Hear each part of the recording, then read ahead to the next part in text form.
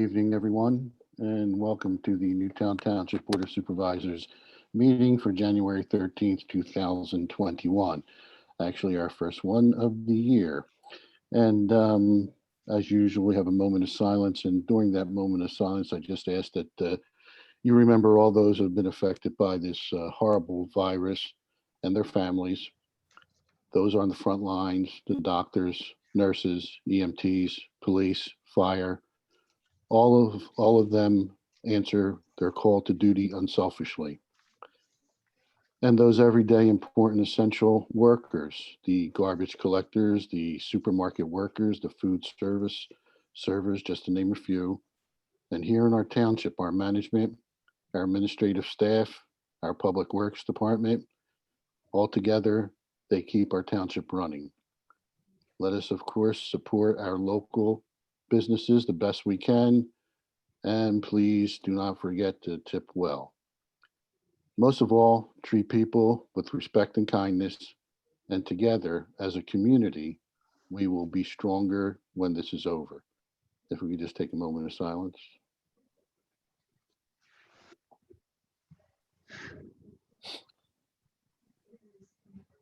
If everyone will recite the Pledge of Allegiance with the board. I pledge allegiance to the flag of the United States of America and to the republic for which it stands, one nation, under God, indivisible, with liberty and justice for all.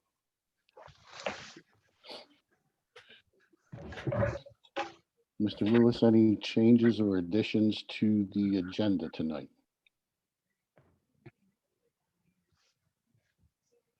You're on mute. Too many microphones. There are no changes, Mr. Chairman. Okay, thank you. We have a special action, Newtown Bucks Associates LP, consideration of settlement agreement. I'll turn this over to Mr. Sander. Thank you, Mr. Chairman. Before the board this evening is a proposed settlement agreement and stipulation. What this would do, if the board decides to authorize signing it, is to settle a zoning appeal filed by Newtown Bucks Associates, which is the developer of the Acme Shopping Center, the one that contains Chick-fil-A, Applebee's, et cetera. There has always been a pad site depicted on the final plan, and Newtown Bucks Associates came in seeking to develop that pad site at approximately 12,500 square feet of retail. The zoning hearing board granted 2 out of the 3 variances that were requested, but denied a third variance seeking to have 61.7% of impervious surface coverage, where there is currently 59.65% impervious coverage. So they were seeking an increase of slightly over 2% in the impervious coverage on the site. The appeal was taken from that denial. We entered into settlement negotiations with the developer, and before you is that settlement agreement tonight. What it will allow is the development of not a 12,500 square foot pad site, but rather that pad site development would be limited to 9,000 square feet, thus reducing the impervious coverage somewhat, but relief will still be necessary so that the settlement agreement, if authorized, would, in a sense, grant that variance and would also grant the 2 variances that the zoning hearing board has already granted, namely for parking spaces and a variance that would allow Chick-fil-A not to utilize a dedicated loading zone. The plan significantly improves traffic flow and circulation in and around the Chick-fil-A. It provides for a second drive-through lane. And obviously, I think we all know that that is a little crazy area on a daily basis. And Mr. Lewis is showing the plan. Looks like the settlement plan up on your screen. Also here tonight are Mr. McGinnis, who represents, is an attorney who represents Newtown Bucks Associates, and he has 2 or 3 folks with him of the engineering / developer ilk that are able to field your questions. And if and when the time comes, I will be certainly happy to frame a motion for this.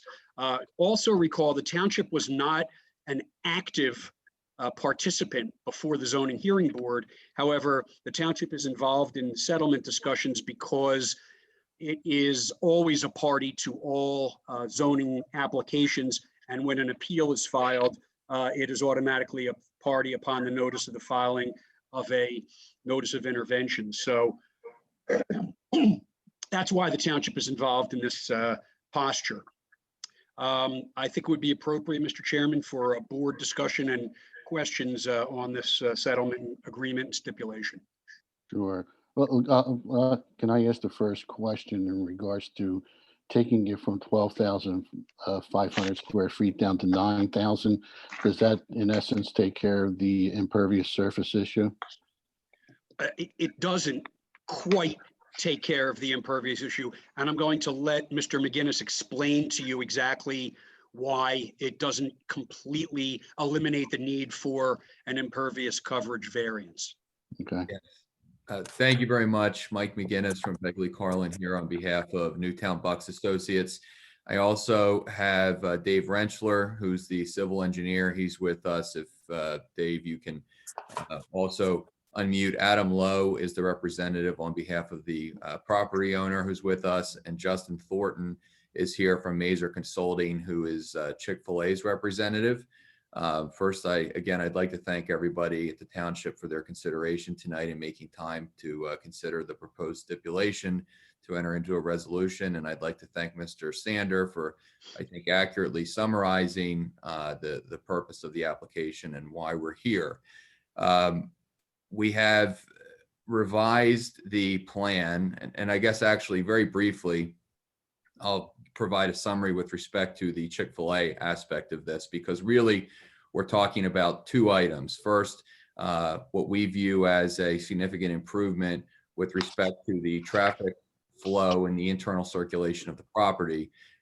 We are proposing a right turn only lane into the Chick-fil-A portion of the property. Our understanding is and thank you, Mr. Lewis, for sharing this. If you look at the plan presently, you'll see this depicts a right turn only lane right there into where the Chick-fil-A is situated. Currently, that does not exist. So that is causing or helping to contribute to significant stacking issues, which everybody knows exists in the shopping center. We believe that improvement, in tandem with a kitchen expansion of approximately 415 square feet with the Chick-fil-A, which is going to permit, and Justin can address this, quicker order processing on the site, coupled with a second drive-through lane with the Chick-fil-A, is going to dramatically cut down the stacking issues. So you're not going to see any longer any cars spilling out onto 413. We really think, and Sandy Koza, who is our traffic engineer from McMahon, provided testimony at the zoning hearing board indicating that with these improvements, we shouldn't have any more stacking into the single lane. The right turn only lane should be sufficient to handle all of the Chick-fil-A generated traffic at the site. So we have the Chick-fil-A improvements, and then we have the improvements to the, exactly, if you could scroll down, please, to the corner of the site, which previously was noted as a 12,500 square foot building addition. As Mr. Sander correctly summarized, that has been reduced to 9,000 square feet. Now, what was discussed at the zoning hearing board, and Mr. Rentschler can briefly address this, there was a concern because of the parking configuration when we were at 12,500 square feet that some of the parking spaces in the area, I think there's 16 depicted along the interior loop in the site. There were spaces that would be utilized so that cars would actually back out into the interior loop. With this revision, by reducing the size of the building itself from 12,500 square feet to 9,000 square feet, what that has allowed us to do is to reconfigure the parking such that everything is contained within the pad itself. So there wasn't going to be any more backing out onto the loop. The effect of that is it's reduced the impervious surface, but it has not reduced the impervious surface such that we were compliant or that we can be compliant with the zoning ordinance. If we could reduce the zoning, the impervious so that we were compliant, we wouldn't need to enter into the settlement agreement because, as Mr. Sander noted, the zoning hearing board did grant our other two variance requests. So we have Dave Rentschler and Justin Thornton to address any questions regarding the site design, any questions regarding traffic circulation.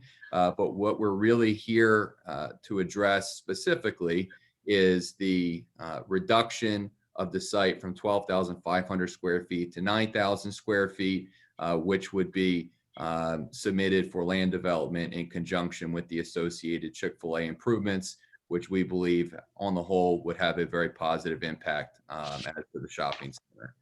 So that I think is substantially a summary of where we are and how we've gotten here. And I think it might be appropriate if the board would indulge us for a moment, if we could have Dave Rentschler just provide a kind of a quick summary of what's changed, why it's changed, and why it's a better configuration than what we had submitted previously. Thanks, Mike. Dave Rentschler at JMR Engineers. So yeah, as Mike said, the zoning hearing board, they like the improvements that we were doing to the site. They weren't thrilled with the 12,500 square foot building. So ultimately we're reducing the size of the proposed building, which also reduces the amount of parking that's required. One of their concerns with the initial application was, as Mike stated, the 15 spaces between Bed Bath & Beyond and the proposed building, and the 16 spaces between the proposed building and the Acme Shopping Center. They originally were along the main access drives of the shopping center.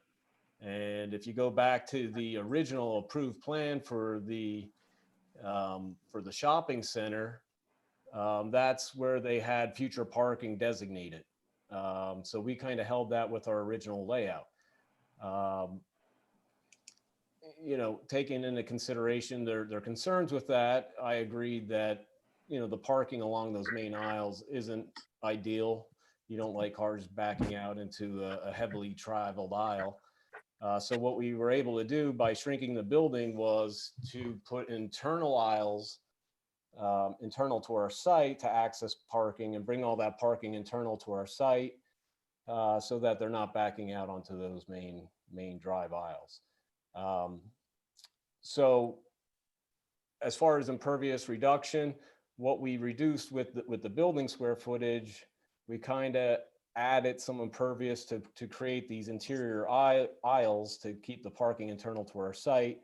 So it wasn't a 1-for-1 reduction because we did have to add back some impervious coverage to make it a better design and keep that parking all internal to our site.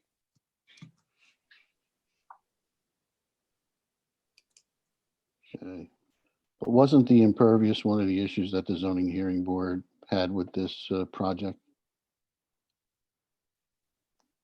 Yeah. Well, Anyone? that's so. So I mean, you didn't. Right now, That wasn't taken care of apparently.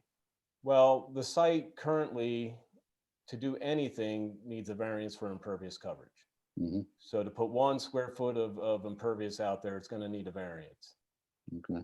So even if that whole building pad site went away, just to do the Chick-fil-A improvements, we would need a variance to put that turn lane in for Chick-fil-A, we'd need a variance for that, for impervious coverage. And Okay. we've had this, I'm sorry. go No, ahead. no, go ahead. I'm sorry, go ahead. We have had conversations with Mr. Glassman and Mr. Clark regarding this design, and I certainly don't want to speak for them. My understanding is that this design is more palatable to the zoning hearing board versus what the one variance that they denied. Mr. Chairman, you are correct that they denied this on the basis of impervious surface. We have improved that, but any increase of impervious is going to require a variance. And what we've tried to do is, I think, attempt to thread a needle, so to speak, here, where the shopping center views that there is a benefit of having a pad site approval, sort of a retail injection, a shot in the arm for the center at this location. And have tried to take into consideration some of the concerns that were expressed by the zoning hearing board and reduce the plan and revise the plan accordingly. So we've attempted to do that. We think this is a better concept. We are always going to need impervious surface relief. It's just not as much as what we applied for originally. So that is why we're here tonight. And as Dave stated, the Chick-fil-A also has an increase of impervious because we're cutting into some of the islands to facilitate the right turn only. But obviously, this is the bulk of the impervious. So it is an improvement. I think the zoning hearing board, again, I don't want to speak for them, but my understanding is their disposition is more friendly towards this particular design. And it is an improvement, but it does not solve the impervious surface issue in its totality. You also add, Mr. Chairman, that this settlement has absolutely nothing to do with land development or planning module approvals. The applicant will still have to proceed before the board, file its plans, and obtain land development and planning module approval, which language is set forth in the settlement agreement. Can I ask a few questions? I'm Yeah, sorry. I was going to start with the board, and just to be fair, we'll go, Dennis, why don't you go first, and we'll go around the horn. Okay, thank you, Mr. Chairman. Can everybody hear me okay?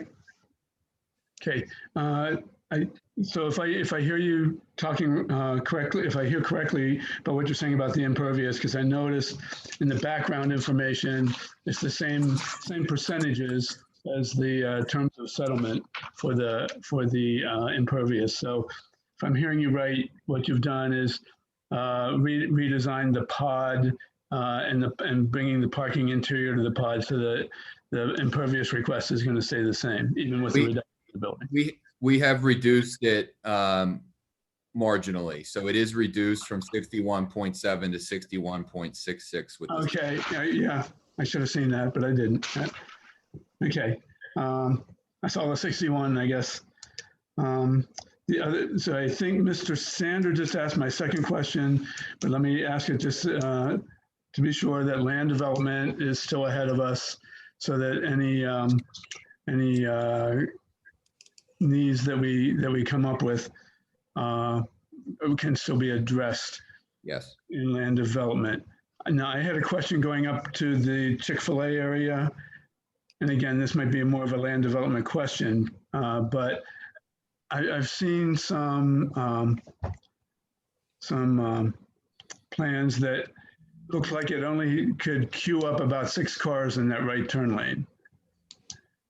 Have you, and I haven't seen the traffic study or anything like that to know if that's going to alleviate the stacking problem and how that helps.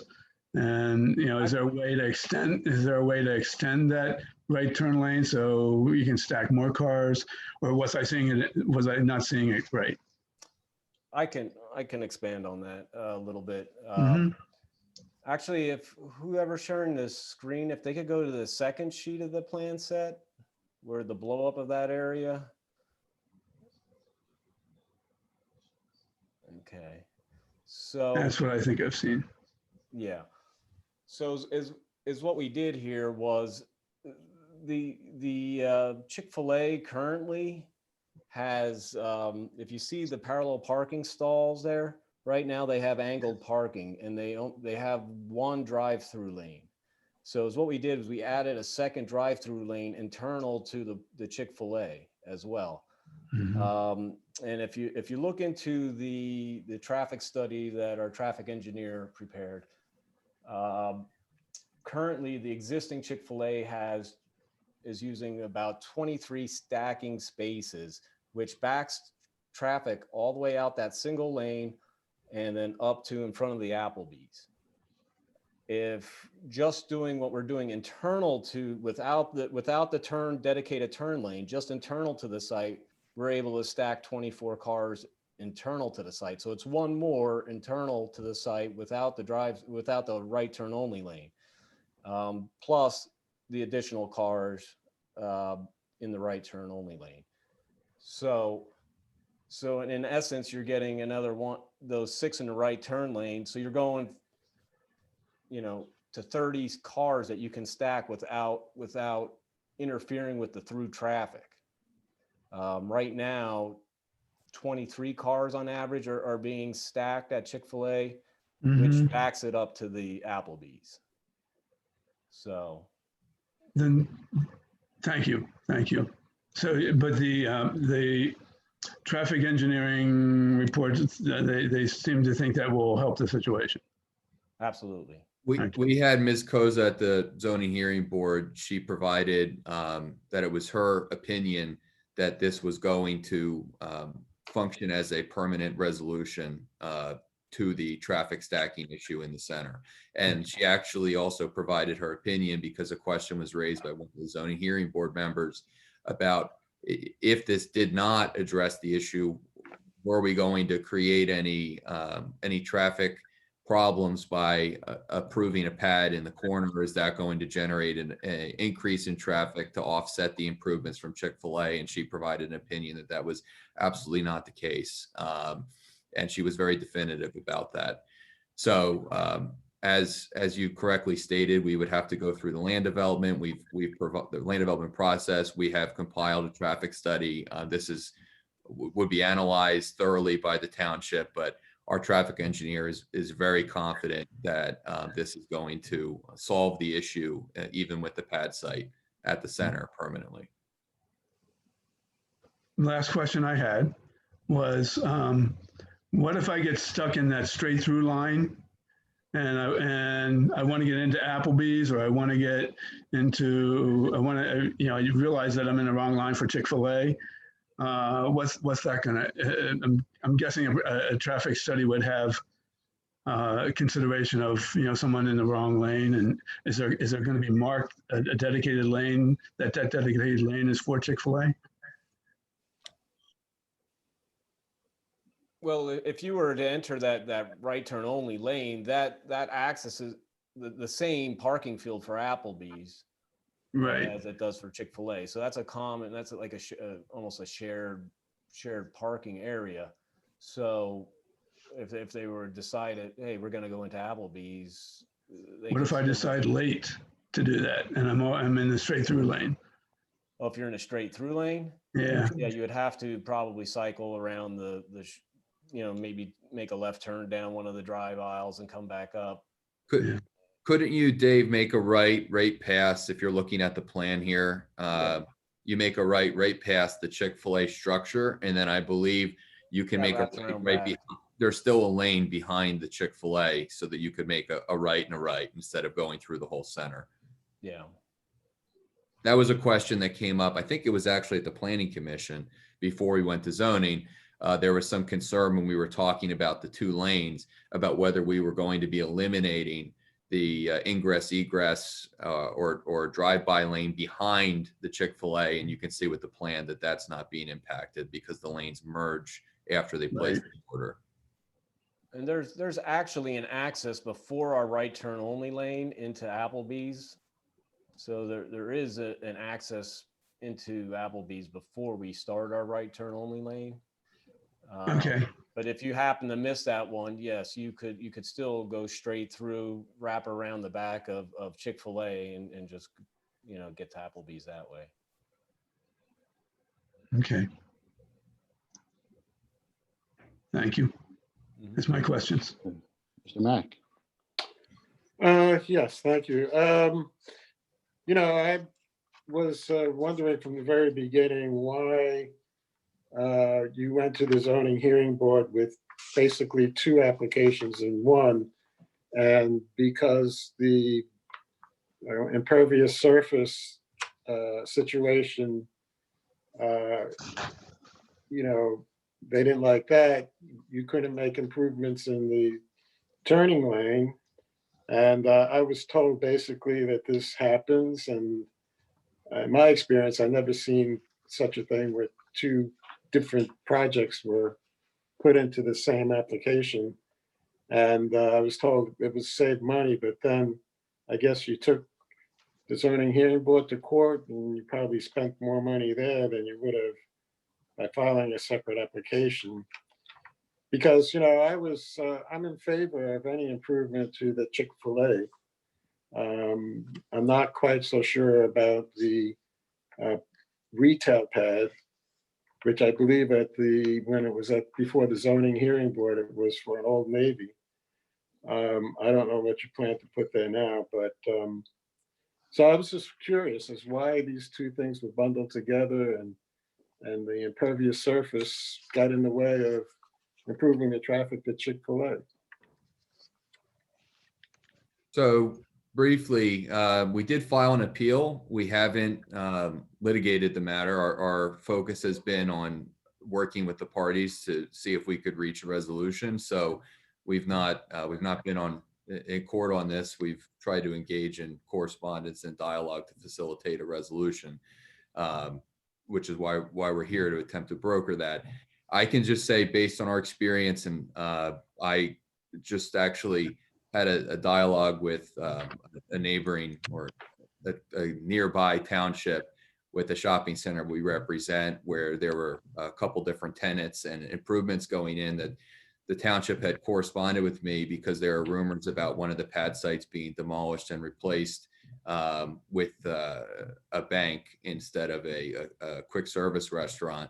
And they wanted to know before they approved our other land development application, our other improvements within the center itself, if that was true, if that other user was coming in through that process, because ordinarily, in our experience, the township professionals want to be apprised of all the proposed improvements to a shopping center. So even though it's a separate tenant, if you're looking to improve or to change one aspect of the center, and at the same time, you're also looking to alter or improve another aspect of the center, ordinarily, it's viewed as more efficient to handle that at once, so you can take into consideration how that improvement is going to impact another improvement elsewhere. So it is typically bundled for that reason, instead of 6 months later filing something or having a separate application that happens to affect the same property, since it's the same parcel. So I can only say, based on my experience, it wasn't a strategic thing here. It was something that is consistent with our practice. And we thought if we were going to be improving some of the Chick-fil-A aspect, and we also were attempting to get approval for a pad site, we could take care of that at the same time. The only other comment that I would make is Chick-fil-A, and I don't want to speak for Chick-fil-A, but Chick-fil-A leases that particular building for their operations. But some of the improvements to facilitate the Chick-fil-A operation are improvements to the center. They're not improvements to land that Chick-fil-A controls. So my client and Mr. Lowe, who's here, was involved and was going to be involved even if it was just the Chick-fil-A, because it necessarily came with improvements to the center. So it wasn't just interior improvements to the Chick-fil-A. And when we spilled into having to improve the center as a whole, that's when we thought it made sense to tie in the pad site, which was unrelated to the Chick-fil-A. So I'm not sure if that answers your question, but that's a Well- candid, long-winded response, but I think it's an honest response from us. Thank you for that. But in any case, in terms of improvement of traffic, I think there's would still be a lot of work that could be done in that center. We talked about that a little bit in terms of the short road entranceway coming in and people having to make a quick decision which way they're going to turn to go where. It's not a typical arrangement. So if you really wanted to improve the traffic, you'd have to think about doing something in that general area where there's lots of people going through the stop sign, making turns in different directions, and all very close to the Durham Road or bypass there. So I really hope this works out and as you predicted, but sometimes I guess Chick-fil-A might have a special or they're celebrating something and there might be twice as many cars. Would this solve that problem? I don't, I'm obviously, I'm not a traffic engineer to predict if there's a very unusual day where we have twice the traffic that we normally have. What I can state is what Ms. Koza stated at the zoning hearing board, which was that she was very confident and actually had provided, and I don't know if Justin has the figures, but had provided just the kitchen expansion itself actually was going to speed up it was something like it was going to cut maybe 6 seconds per minute off of the average order preparation. And when you extrapolate that over an entire day, the numbers are actually fairly significant in terms of how much more quickly we're going to be able to process orders. So she had done an analysis of the kitchen improvement in tandem with the 2 lanes, in tandem with the right turn only. And it was her opinion that when you take that in the aggregate, that yes, it would be a dramatic improvement for the shopping center. So I don't want to mischaracterize her testimony, but I do think that was the opinion that she provided to the zoning hearing board. Well, obviously, anything like this would be a big improvement. And the new kitchen is something that would speed things up, that's for sure. I was going to ask something else, but can you tell me, I wasn't able, the zoning hearing board with relation to the settlement wasn't 100% in agreement with the settlement. I think the vote was 3-2, is that correct? It wasn't I don't think the zoning hearing board has voted yet. That's my understanding. I know they had a meeting on Thursday night. My understanding is that a majority of the zoning hearing board has expressed approval for this iteration of the plan.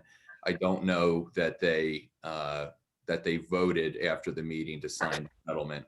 My understanding is that would be occurring at their next meeting. But if Mr. Sander, if you have other information, feel free to correct me. Yeah, let me interject here. The zoning hearing board was asked by both the developer and the township to poll its board members to see if it would be in favor of the settlement. They said it was a 3-2, wasn't a vote, it wasn't a formal vote. It was direction that was given to their solicitors that they would favor the settlement agreement if the township agreed to enter into it. So if the township makes the first move, the zoning hearing board at its February meeting will have to consider and have to vote in public on whether to authorize signing the agreement. So if the board was of a mind to do this, the motion would include a contingency whereby it would be conditioned on the zoning hearing board also approving formally the settlement agreement. I get it. I was just going to ask. I mean, I guess we're just a party. We're not the major one making a decision. And I guess I was led to believe that they actually had a vote, but I guess that has to be done in public, just like we're doing here. Absolutely. That's right. And this, and this is true both for the township and for the zoning hearing board, but if both bodies, the township and the zoning hearing board, were to approve this, this in no way is approving the plan that's in front of you. It's really approving the percentages in relation to what we're submitting. So we would have to come in, obviously deal with the township's consultants, address traffic concerns, address any engineering concerns, stormwater, et cetera. I'd have to go through that entire process, and the township would have to consider that in turn. This is not an approval of the plan to move forward. Okay, well, thanks for the clarification. I think that's all the questions I have right now. Thank you. Thank you. Mr. Davis. I have no questions. Thank you. Mr. Oxley. Thank you, Mr. Chairman. I have a question for Mr. Sander, if that's okay.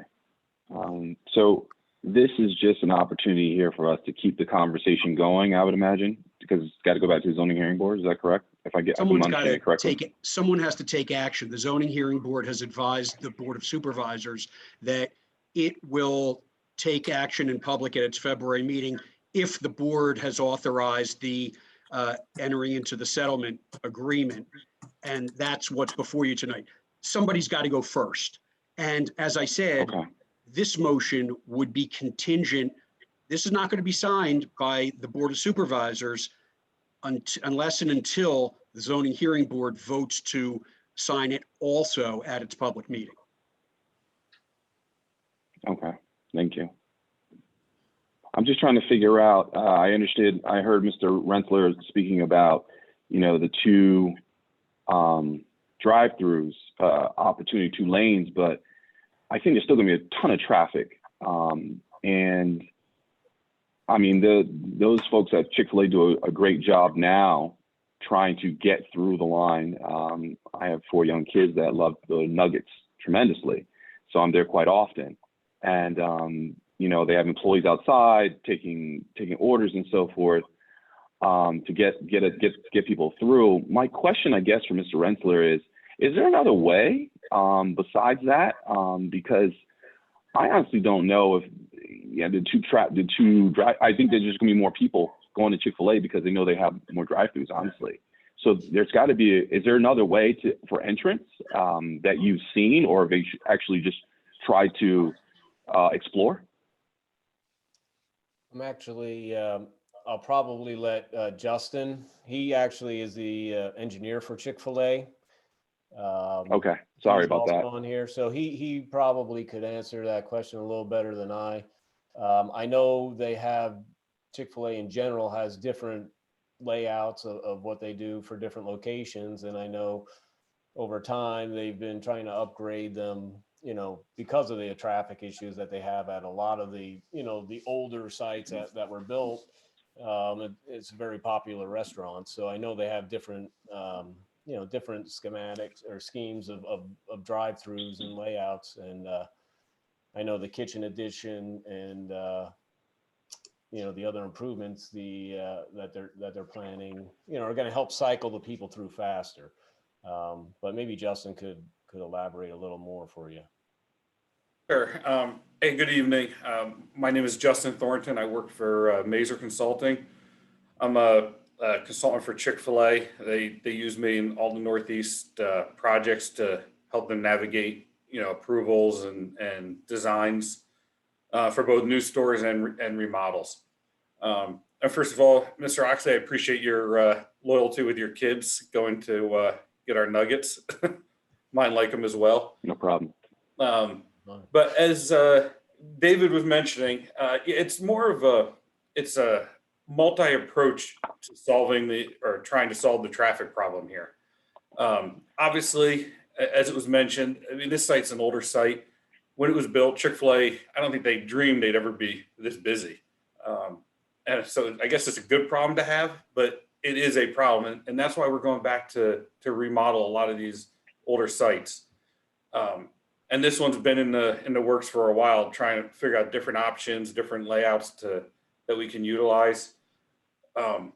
That not only are we, as was mentioned, not only are we adding additional stack to the site just to have more volume to put cars in. But that building addition, as well as having employees outside, and we're putting a bypass lane by the pickup window, so if there's a larger order, we could serve cars again with people going out there to deliver food to the cars behind them, so they can circle through and exit. And then with the kitchen addition, trying to make the orders get processed quicker. When you combine all that together, I forget what Sandy had mentioned. Mike, maybe you recall the number of cars that we're stacking today out there. I don't remember that exact number, but there's X number of cars. The theory behind it is we don't need X number of cars afterwards because of the other improvements that are going to get the processing of the food and the delivery of the food done quicker. But the right turn lane is there, I'll say, is a backup plan, so to speak. It's a supplemental improvement. It's not designed to be the be all end all. Correct. Fix. It's one of the improvements. Now, I know, Mr. Oxley, you mentioned your question specifically had to do with another access. Just to clarify, are you talking about another access within the shopping center, like another from the road, or? Yes, yes. I mean, I personally haven't been involved in any of those discussions, if there have any. Man, there's too many. So it hasn't been explored. So that option hasn't been explored yet. Is that kind of what I'm Not that I'm aware. David, are you aware of any of those? Have you looked at any other options to bring traffic into the shopping center? Because the only reason why I asked that question is because that's like the true primary access for everything in that shopping center. And you're thinking about putting another, Mrs. Thornton, this isn't you, but you're thinking about putting something else further on in the shopping center, and that's just going to create more traffic. So, and I know that Staples and Bed Bath & Beyond don't get a lot of use, but I don't want to pronounce your name, McGinnis, is that right? Yes. I'm sorry about that. If I screwed that up, I apologize. Forgive me. But you said to give the shopping center a shot in the arm. So obviously, whatever that is going to be on that pad site is something that will be a huge attraction. Is what the developer's going for. So I'm just curious. Back to my original question: is there another option? Because there's going to be a heck of a lot of traffic. I love that you guys want to do 2 extra drive-throughs and all this good stuff, but I think there's just going to be more. And I'd like to see something else presented in terms of options to enter the shopping center, if that's possible. And it doesn't sound like that's being explored yet, unless someone's going to answer that question for me. I think that, our traffic engineer probably did explore it. I mean, so you're talking about coming off of Durham Road with another entrance into the shopping center. And, to do that. I'm asking you guys because you're the ones that want this to be done. So I'm trying to figure out how many options have you explored? Not to be a jerk here, but I'm just trying to find out how many different options have been explored before you come to this decision. Yeah. Well, I'm not a traffic engineer. I know, I know enough to be dangerous. I'm enough to be dangerous, but but just looking at Durham Road, I know it's a signalized. The intersection into the shopping center is signalized, and not far to the west is another signalized, I believe, intersection. So whenever you look at doing another entrance in and out off of a road like Durham Road, which is a multi-lane highway that's signalized, and you're in between traffic signals, you're going to affect, the traffic out on that major road negatively, so it's really not I don't think I don't want to speak as a traffic engineer, but it doesn't, at just first blush, it doesn't look like it would be a feasible solution. Yeah, I would be shocked if PennDOT approved. First of all, there's too limited of an area between signals for PennDOT to approve, in my opinion, a signal in between the traffic signal on 332 and the traffic signal further down to put another traffic signal in here, we would need PennDOT's approval.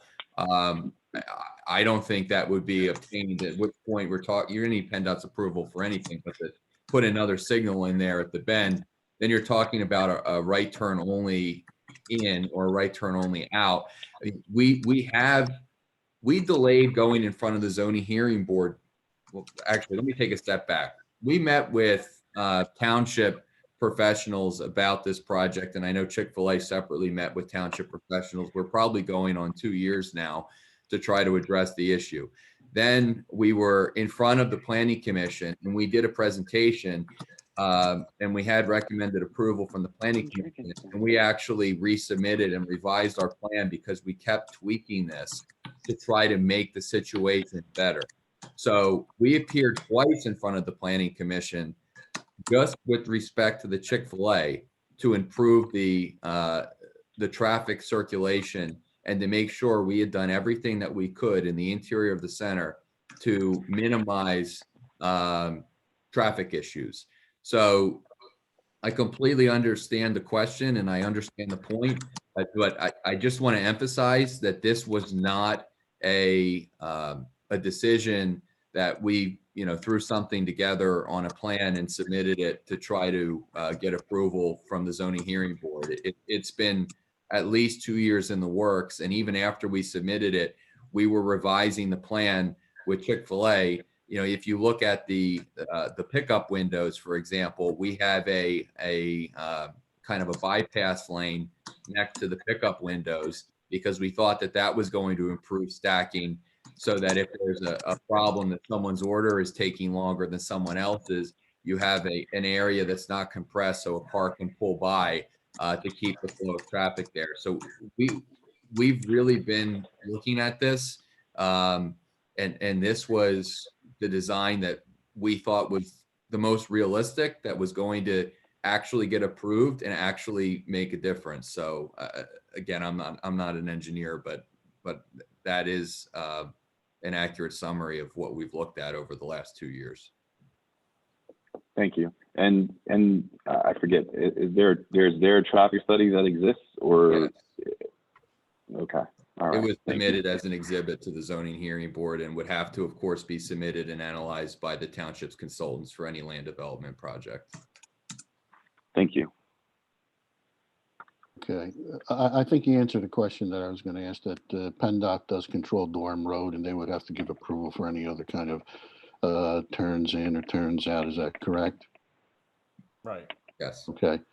The other thing I think that we're not taking into consideration, I think that the additional lanes, the cut-through lanes, will be a big benefit. But I don't think we remember prior to COVID, people did use the parking lot and go inside. Now they're backed up because that's the only thing they can do is go through the drive-through.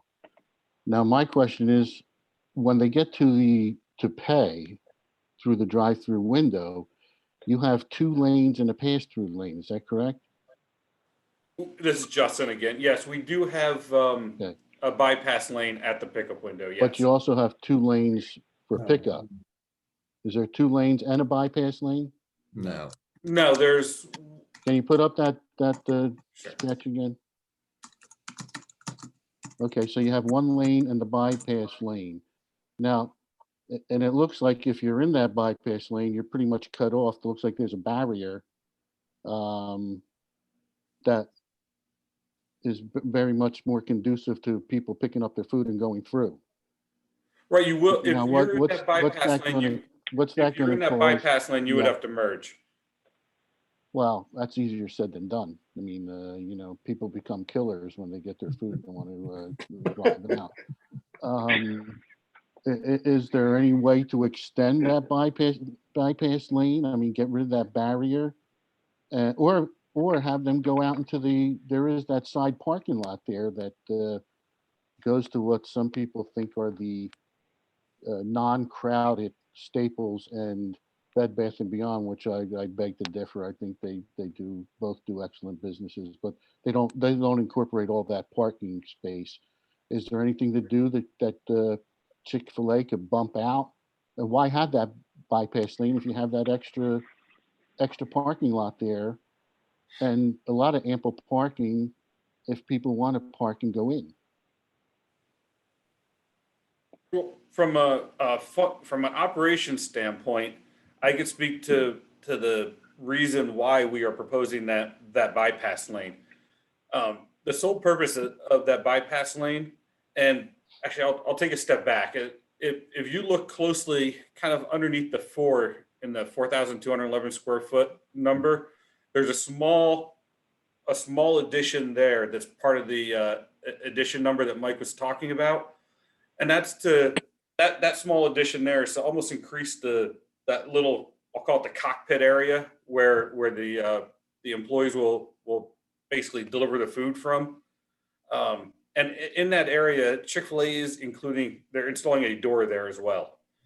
So that way employees can walk out. So as I said, if let's say I'm in that drive-through lane and I have a minivan full of my kids' Cub Scout den, and I have a big complicated order and it's taking a while to get food, they might actually either direct me to go to that bypass lane, or they'll just walk out and bring customers' foods to the cars that are behind me, because you might be on your lunch break and only be ordering a number one. And so that way they can bring out your food quicker, and then you can go around me and leave. So we're not looking to queue cars all the way up to where that, I'll say where the trash enclosure is.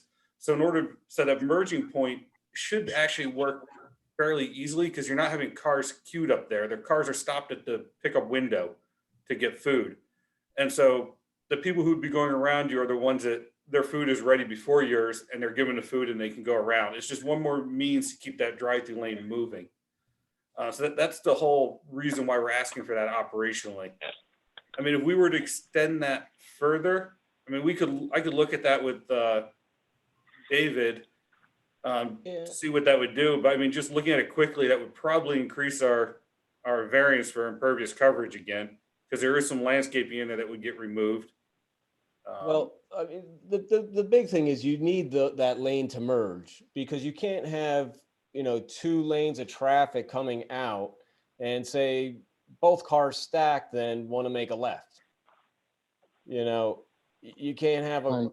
Understood, but I'm just looking at if I'm that second car in that bypass lane and I got my food and I'm sitting there and the first car didn't get theirs, I have no way out except waiting for that person to get their food. What I'm saying is, it looks like there's some sort of barrier or a wall there that goes into the merge lane? Well, it's just separating the parking to the west. Well, isn't that parking Chick-fil-A parking? I know people park there to go in to the side door there. Right. So it's all curbing, so it's just concrete. It's curbing. Okay. Somebody could gladly go over it, I guess. I mean, I don't think and Justin may be able to confirm this. I don't think that bypass lane is to be used to stack cars. I think that's usually they try to utilize that bypass lane, for people that need the bypass. And they're not really stacking cars in the bypass lane. And if I can interject briefly with this, our office, Middletown, we're in the Oxford Valley Mall, so I go to the Chick-fil-A here like once a week, and they don't have the bypass lane. What they have is, if my order's taking longer, they tell us to pull ahead. And I think if you look at the plan, this is sort of misleading, because you see the cars transposed here. I don't think there's an intent on Chick-fil-A's part, when I'm talking about the lane closest to the building, to say, all right, we're going to stack cars here, pull ahead, and trap the cars in the bypass lane. I think that's just showing the flow of the vehicles. I think the idea is, if you're in the lane that's closest to the building, you're not going to be pulling ahead in the single lane until you have your food, so that if you're in the bypass lane and you're going around someone that's parked adjacent to the building waiting for their food, you can go around them cleanly without having to wait because of a stacking issue. Whereas in Middletown, they have you pull ahead, kind of like what would be depicted here, but you don't have the 2-lane issue. So I think it's supposed to be a benefit if there's a car that's in line taking longer that is not being requested to pull through, which would then block the merging lane. That's my understanding of this, but if that's wrong, Justin, feel free to correct me, No, please. Mike, that was a very good summary or explanation. That is correct. We're not looking to stack cars in the bypass lane. Well, let me just, I don't mean to belabor this issue. We can move on, but to me, a bypass lane is it means you can bypass everything. Have you gone to the Starbucks drive-through where they do have a bypass lane? If I don't want to get his coffee because I'm running late, I can get out of that lane and go out and go about my business. This here, you're basically stuck. First of all, if you get in that lane and you don't want to order anything, and you're in that curve section, you got to wait till you get all the way around. You don't have ample space for a car to get around to the bypass lane. So you're just assuming people in the bypass lane are waiting for food where they could be waiting to leave because they've run out of time. They have to get going. Well, I think the way Mike was explaining it, which is true, is you're not going to be in that bypass lane until, unless you are, I'll say, bypassing the person who's waiting at the pickup window. So there won't be anybody sitting in it. You are correct. We don't have a bypass lane around the entire drive-through lane, which, if you go to any brand new Chick-fil-A that is being designed or built, it's actually prototypical for them not to have a bypass lane all the way around. It's not something they're doing. Okay. That's enough said, I guess. Mr. Sander, if you want to form a motion, please. Mr. Chairman, if the board is of a mind, it will be a motion to authorize the township to execute a settlement agreement and stipulation with Newtown Bucks Associates and the Newtown Township Zoning Hearing Board to settle Newtown Bucks Associates zoning appeal, subject to the condition that the Zoning Hearing Board authorize the execution of the agreement.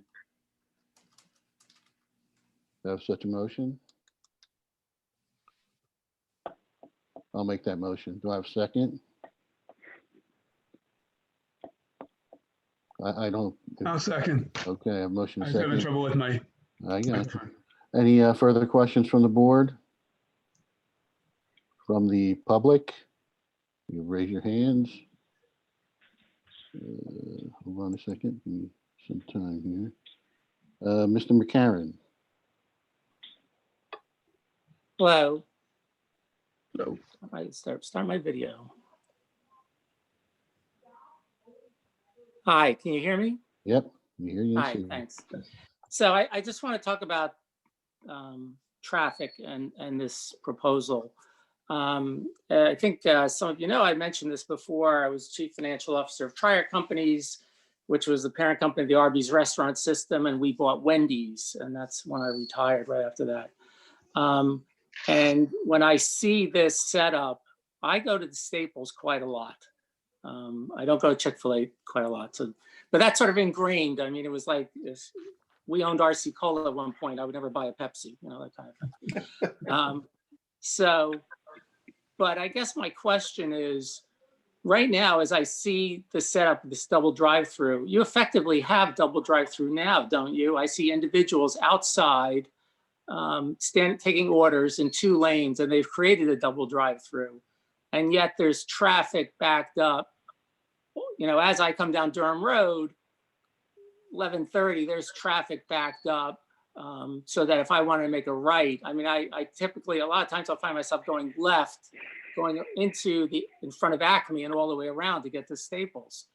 And this widening just doesn't seem to me adequate. And I recognize Mr. Calabro's point, which is this is COVID and hopefully people will start ordering. But there's a lot of wasted space in terms of on the far side of Chick-fil-A. Right now you're using order pickup on that side. And then there's a lot of parking spaces that aren't utilized. And it just seems to me there must be a better way to organize this, either that you use for parking the Staples side, and so order pickup and parking, and cannibalize part of your parking lots to take in traffic, and create sort of like a little wrapping around inside that parking area. So you're moving a lot more than 6 spaces worth of cars, and you're making sure that's all open. Or you figure out a way to not have a right turn lane at all and go drive past it and turn right and go all the way around the back and then come in. So I just think that what you're proposing is a modest solution, but even in the hours of 11:30 to 1:30, an inadequate solution. Thank you. Thank you. Anyone else have any questions from the public?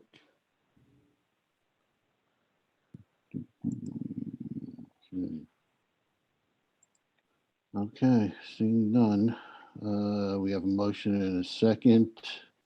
No further questions, so I will call the question. All those in favor? Aye. Any opposed? No, No, How many noes? Didn't hear him. no, No. no. Okay, so Allison. I guess you got 3 noes. It's defeated. Thank Thank you. Mr. Sander, move on. Yes, sir. Okay. All right, come to our first session of public comment. Anybody who would like to make public comment of anything that is not on the agenda, please raise their hand. Okay, I see Mr. Eric Scott Gold.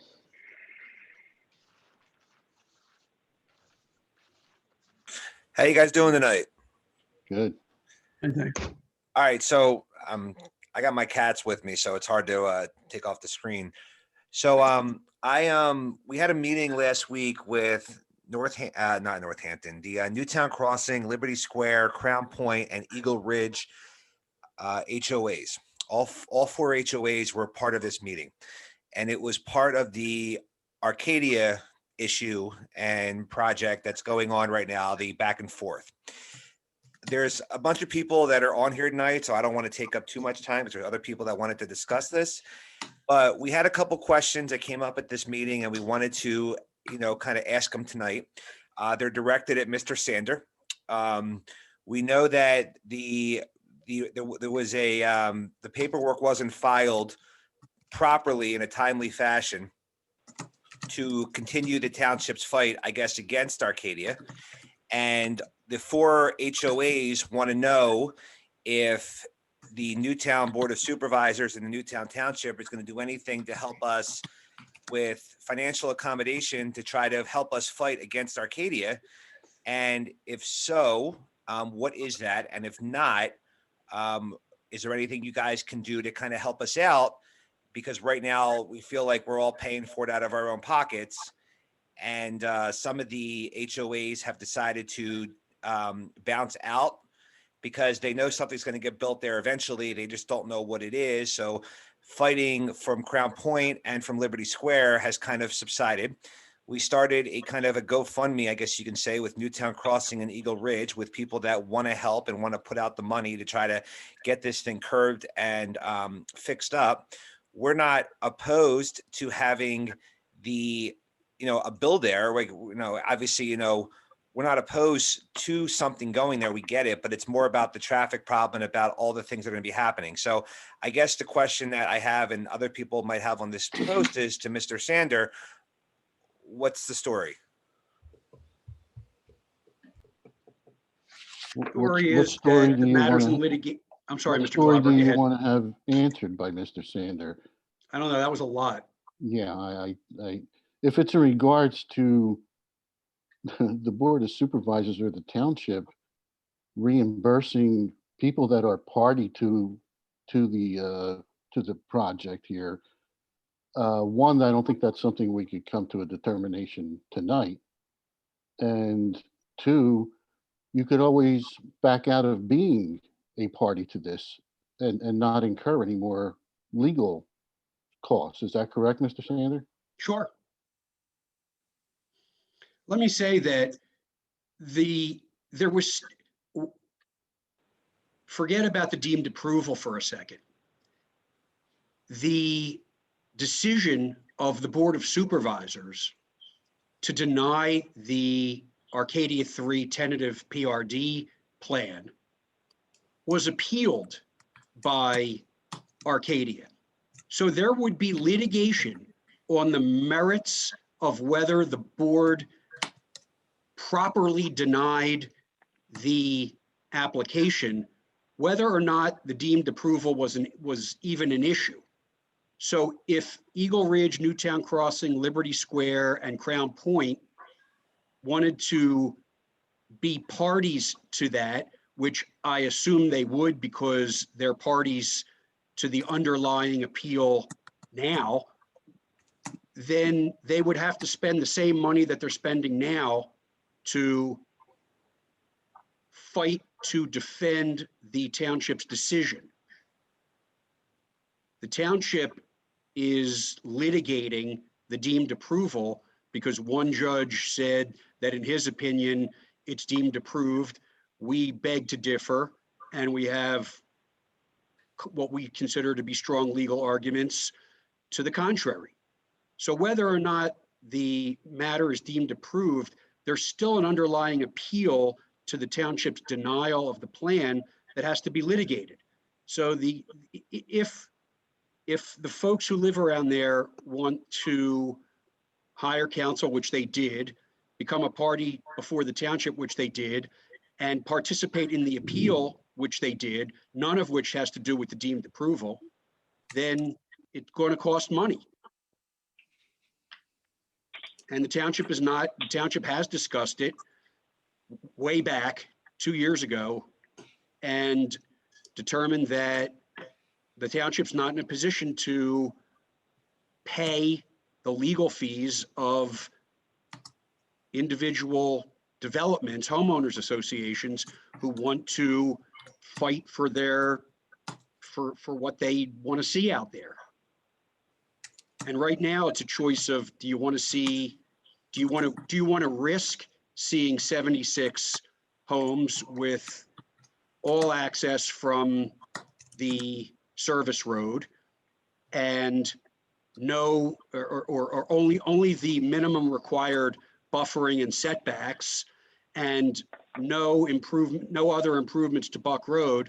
Or do you want to see 60 upscale single family homes that have an increased setback, that have increased buffering, and that the developer at the developer's sole cost and expense will exhaust all administrative remedies to get an access onto the bypass and or a left turn out of the service road, neither of which they're obliged to do by PennDOT.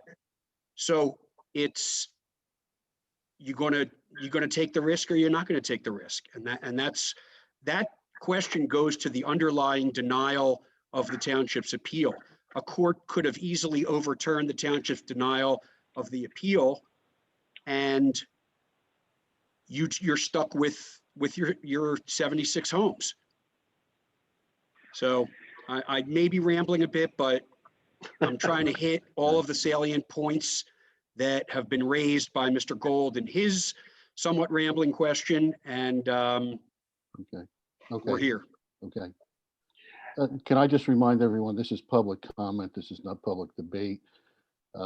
This will be on the agenda eventually where you can ask the questions of the supervisors and or the solicitor. So if you could just keep it to a comment and not questions, that would be appreciated.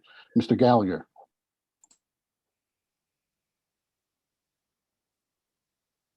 Thank you, Mr. Chairman. If I could expand on Mr. Gold's and maybe clarify, because I too was in the meeting.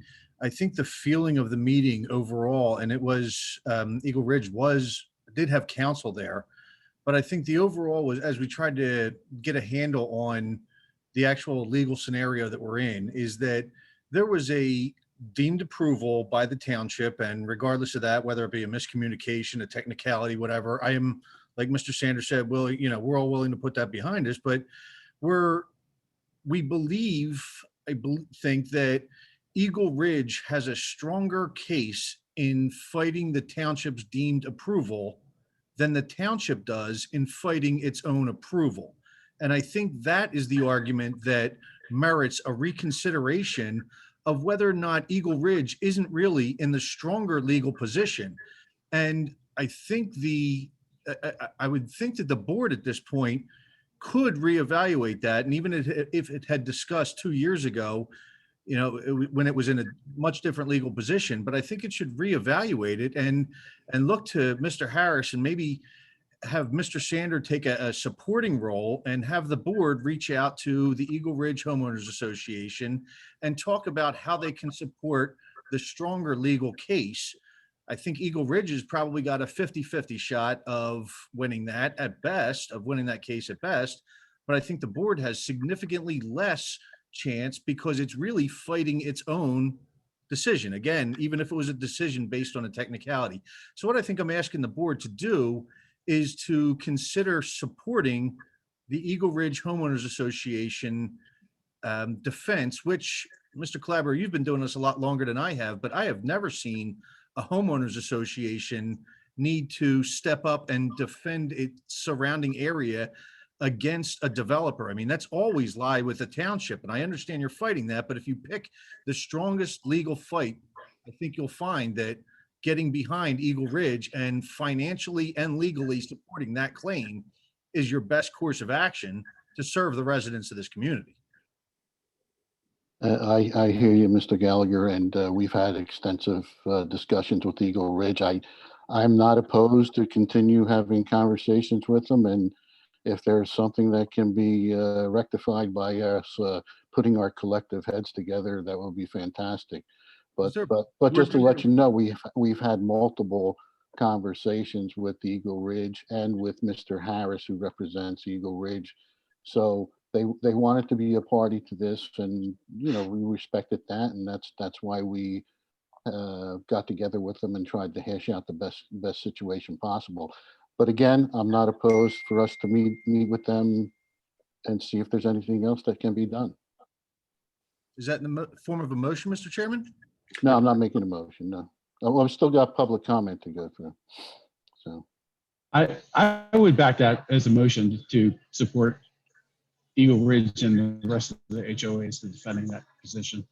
I think it's worth defending it with everything. As a board, we haven't had enough discussion about this. I don't know. Well, hey, there's a motion. Somebody want to second it? I'll second that.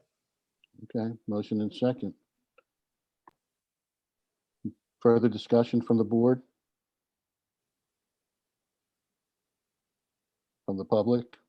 What are we? I'm a little I don't confused know. here. What's going on? Kyle can elaborate what the motion is.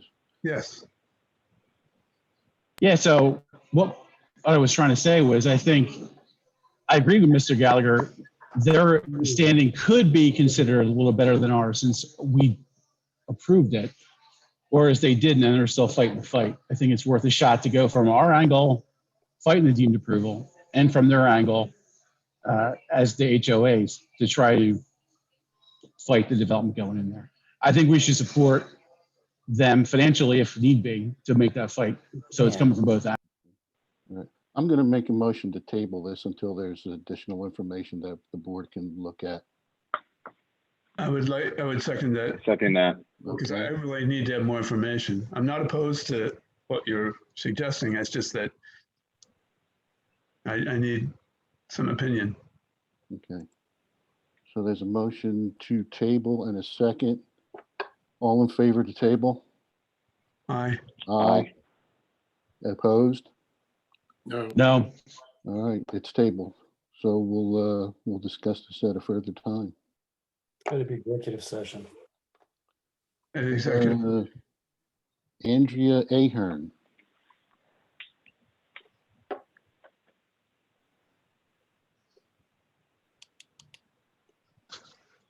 Can you guys hear me? Yes, ma'am. Yes. Great. I was just going to piggyback Mike's comments. That was actually my original question when I raised my hand, was to share with you, again, what we had discussed with our board. The members came together at an open meeting and let the board know that we did not agree with the settlement agreement and that we wanted to pursue the litigation. And Mr. Harris did say that we were the party in the litigation that had the best chance at continuing the fight. And we had a 50-50 chance, if not slightly better, at perhaps winning in the litigation. So I appreciate the Board of Supervisors being willing to have the conversation with Eagle Ridge regarding supporting our litigation costs, because Mr. Harris clearly said our biggest issue right now is going to be the costs associated with continuing the litigation. And you're in Eagle Ridge? Yes. Okay, thank So you. in other words, we have agreed to somehow at least talk to Eagle Ridge representatives, maybe in an executive session. Is that what we're discussing here? Anybody?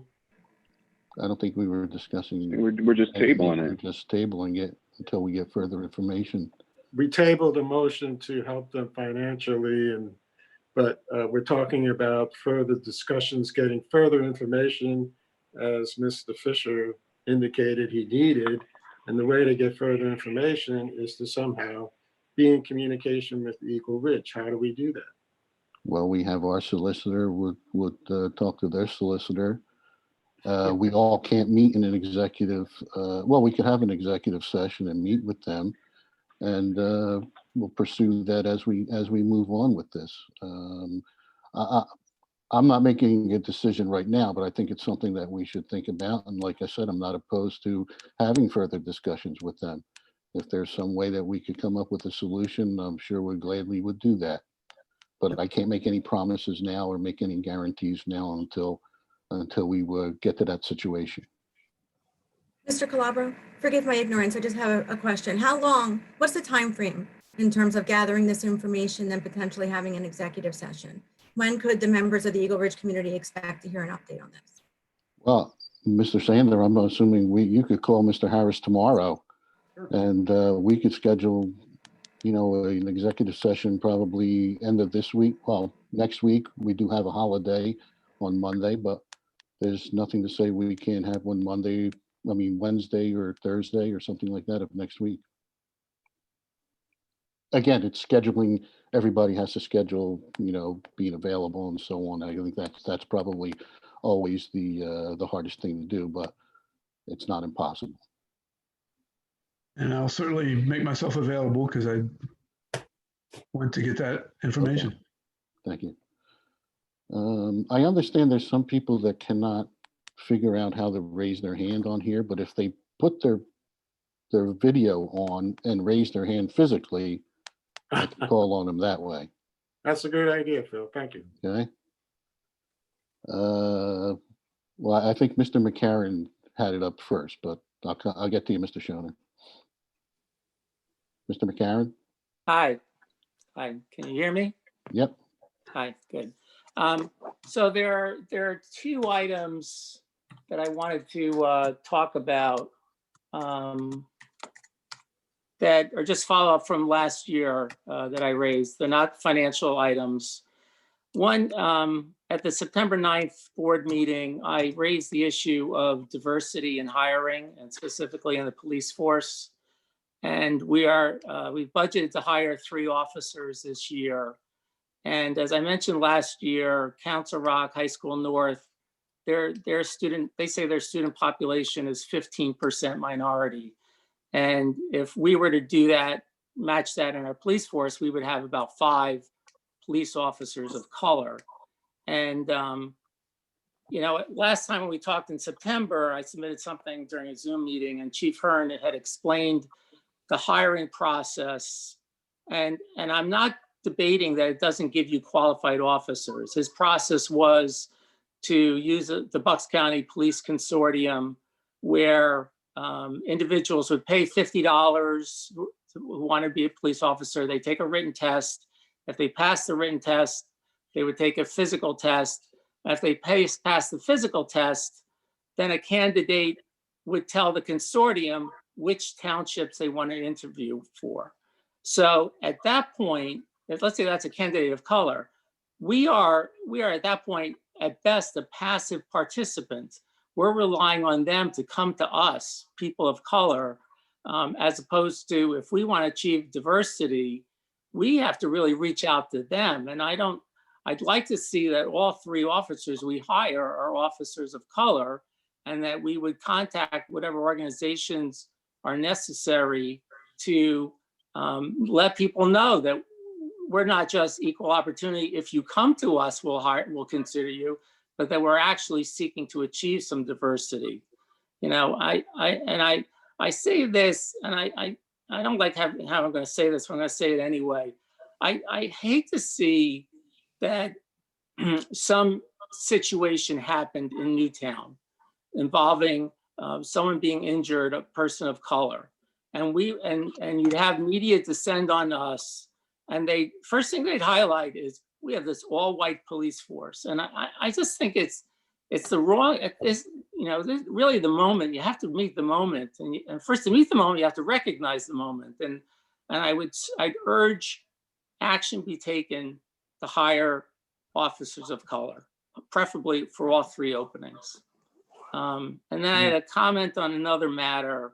The other matter was that at the October 14th meeting, Toll Brothers had put up for consideration the dedication of Delancey Court, and that motion was denied. And I mentioned at the meeting that we have a couple of real serious issues here with Toll Brothers, where the entire street, Rittenhouse Circle, that I lived on has to be replaced.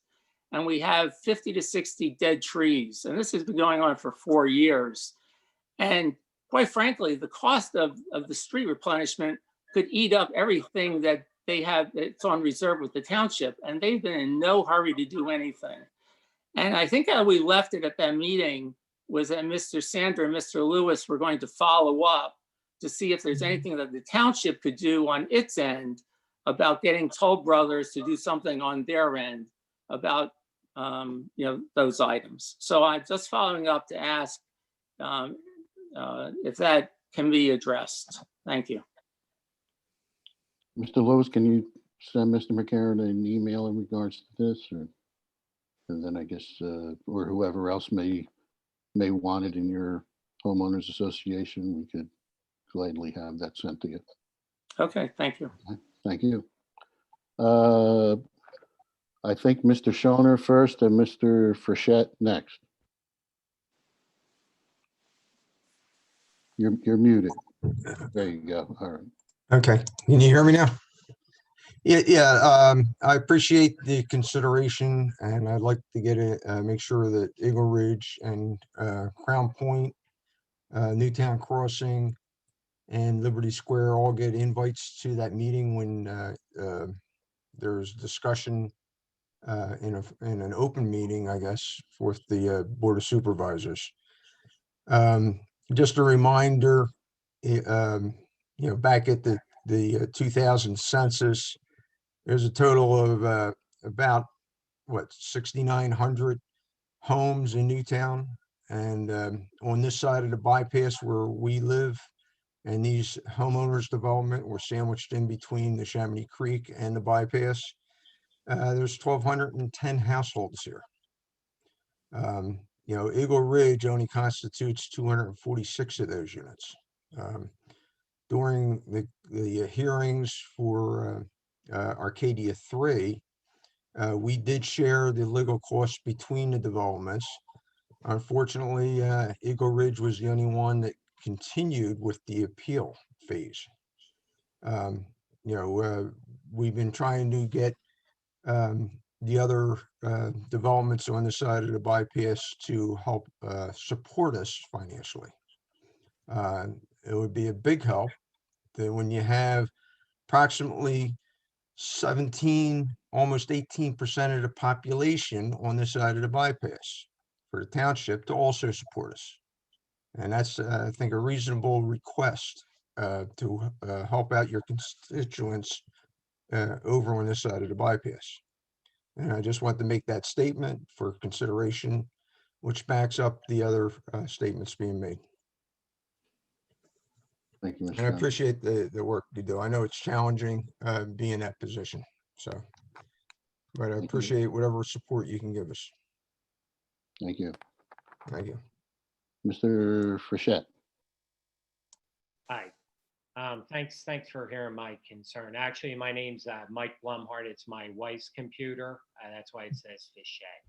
But the reason why I wanted to reach out to the Board of Supervisors, I have some concerns about the parking lot over where Iron Hill Brewery is. And I was hopeful maybe the Board of Supervisors could go over there during peak traffic time.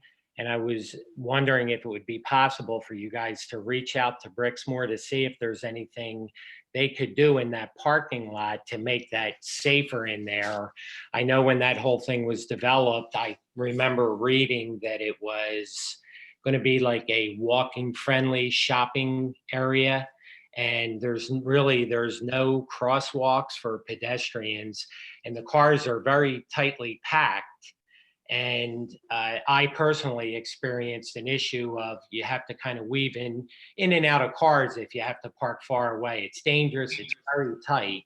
And I didn't know if they could do something to make it a little bit more safe for pedestrians. I did call the on-site manager that worked for Brixmor, a guy named Larry, and all he did was he put out some of those pedestrian plastic crosswalk signs to yield to pedestrians.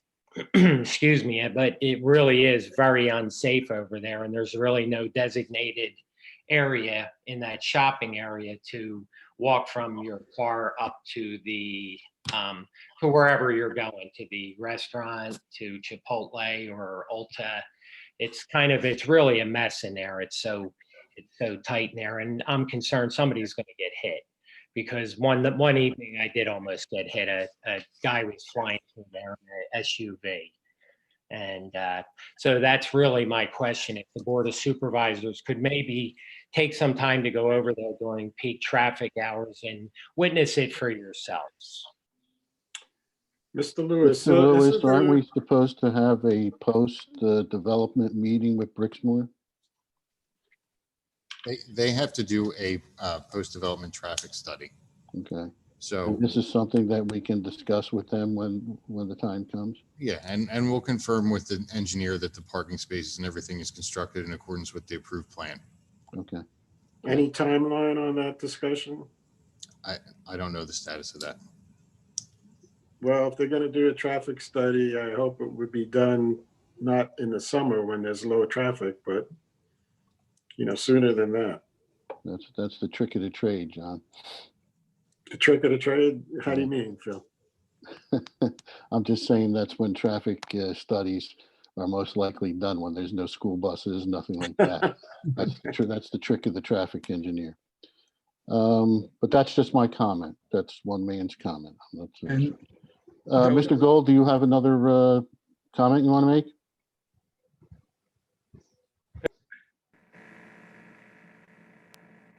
Yeah, I think you're on mute.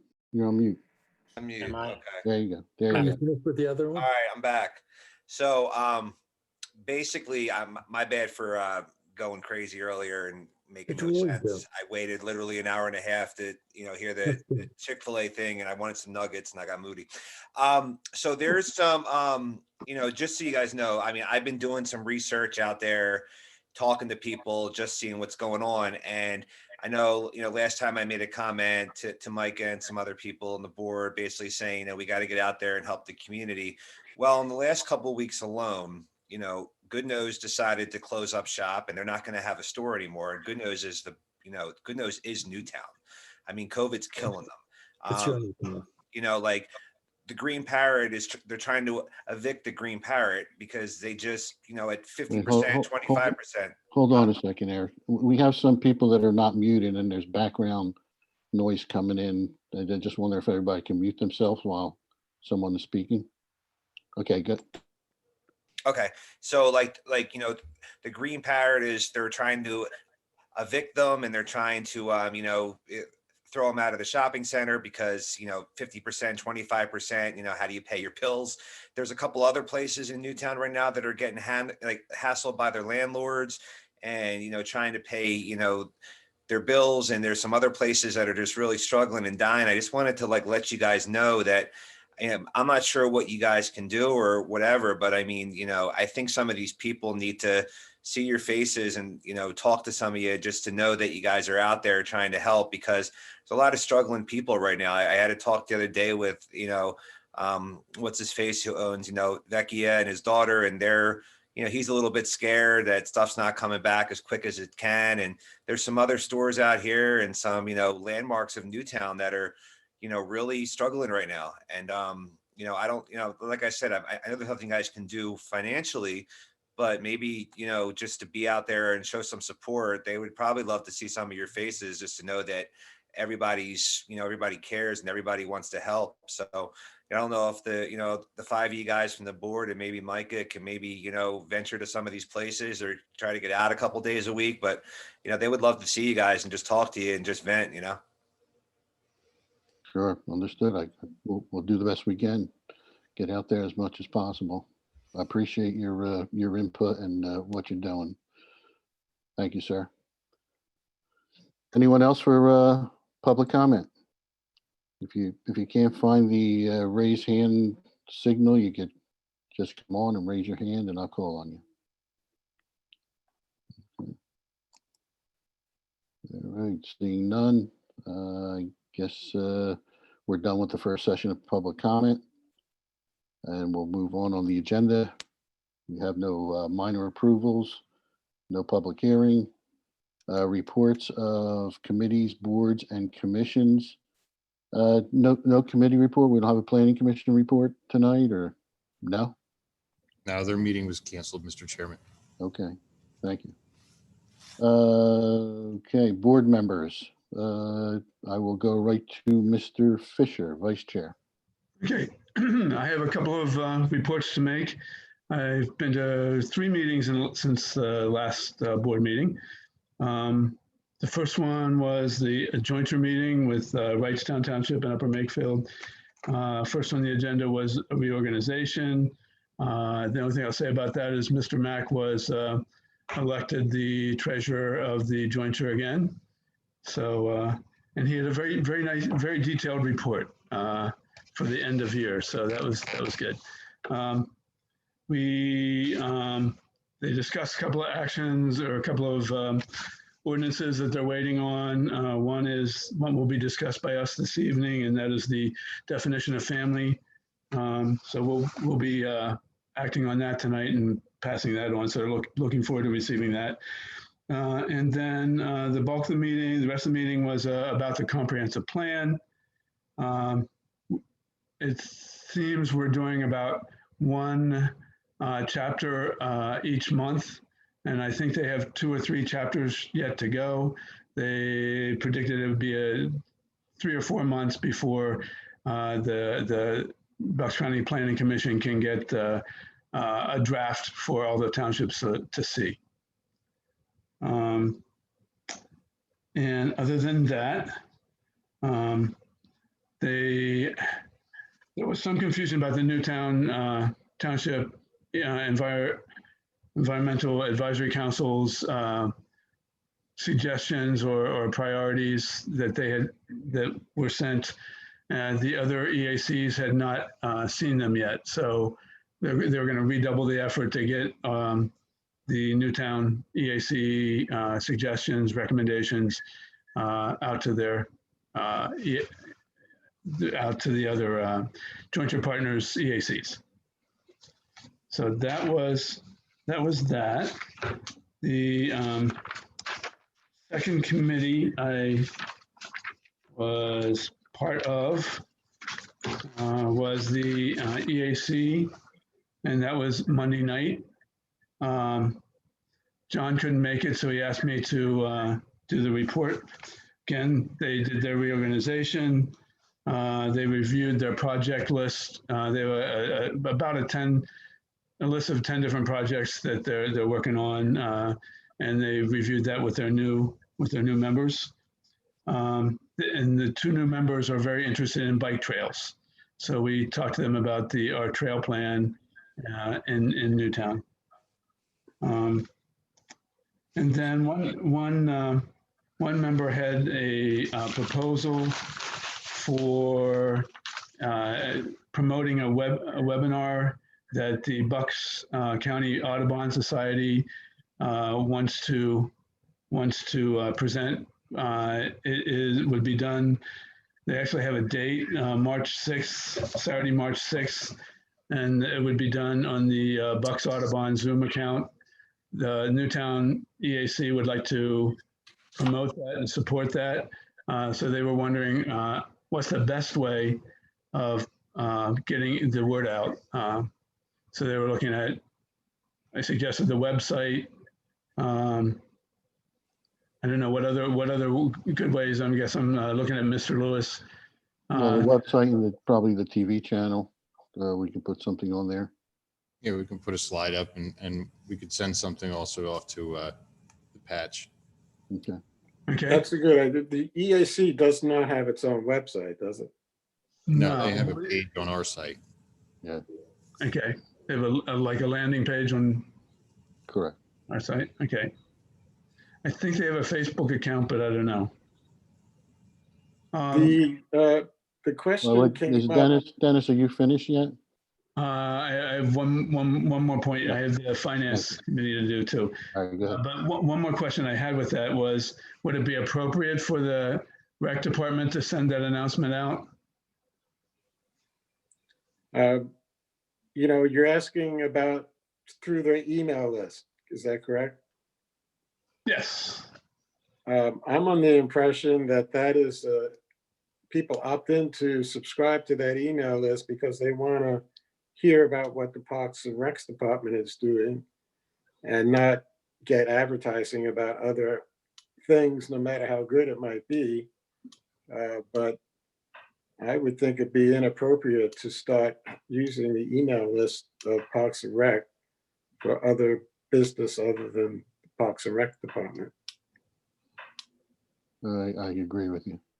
Okay. I think the patch idea is a really good one. So that's Well, you got three. You got the patch, you got the website, and Website. you got the television.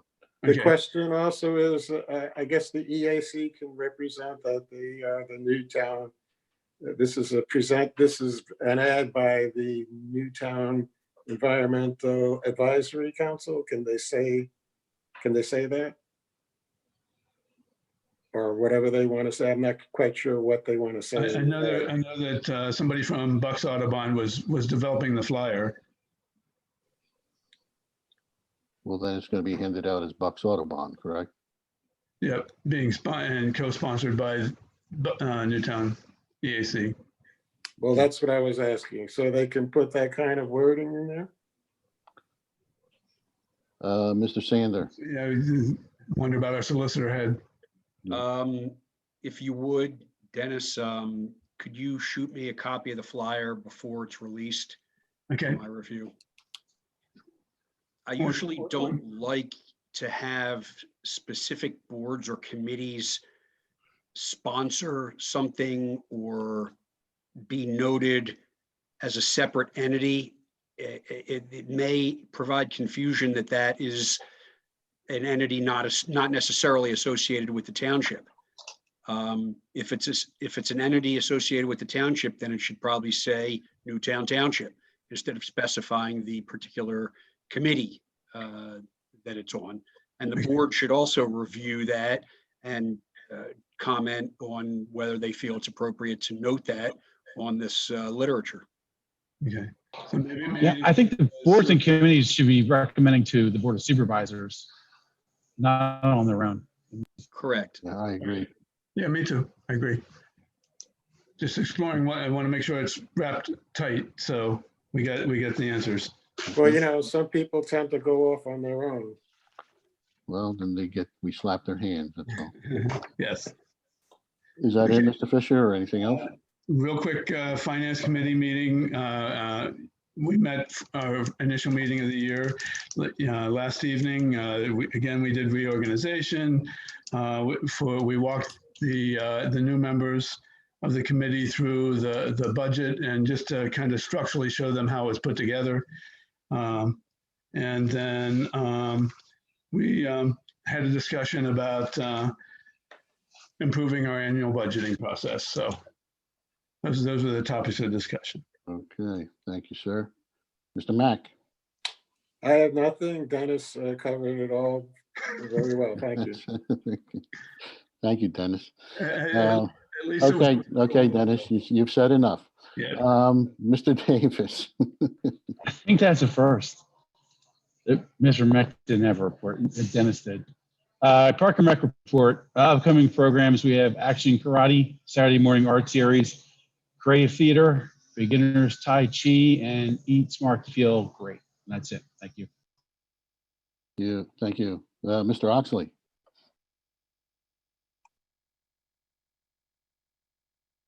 Can't hear you. Mr. Chairman, can you hear me? Yeah, now we can. Yeah, go ahead.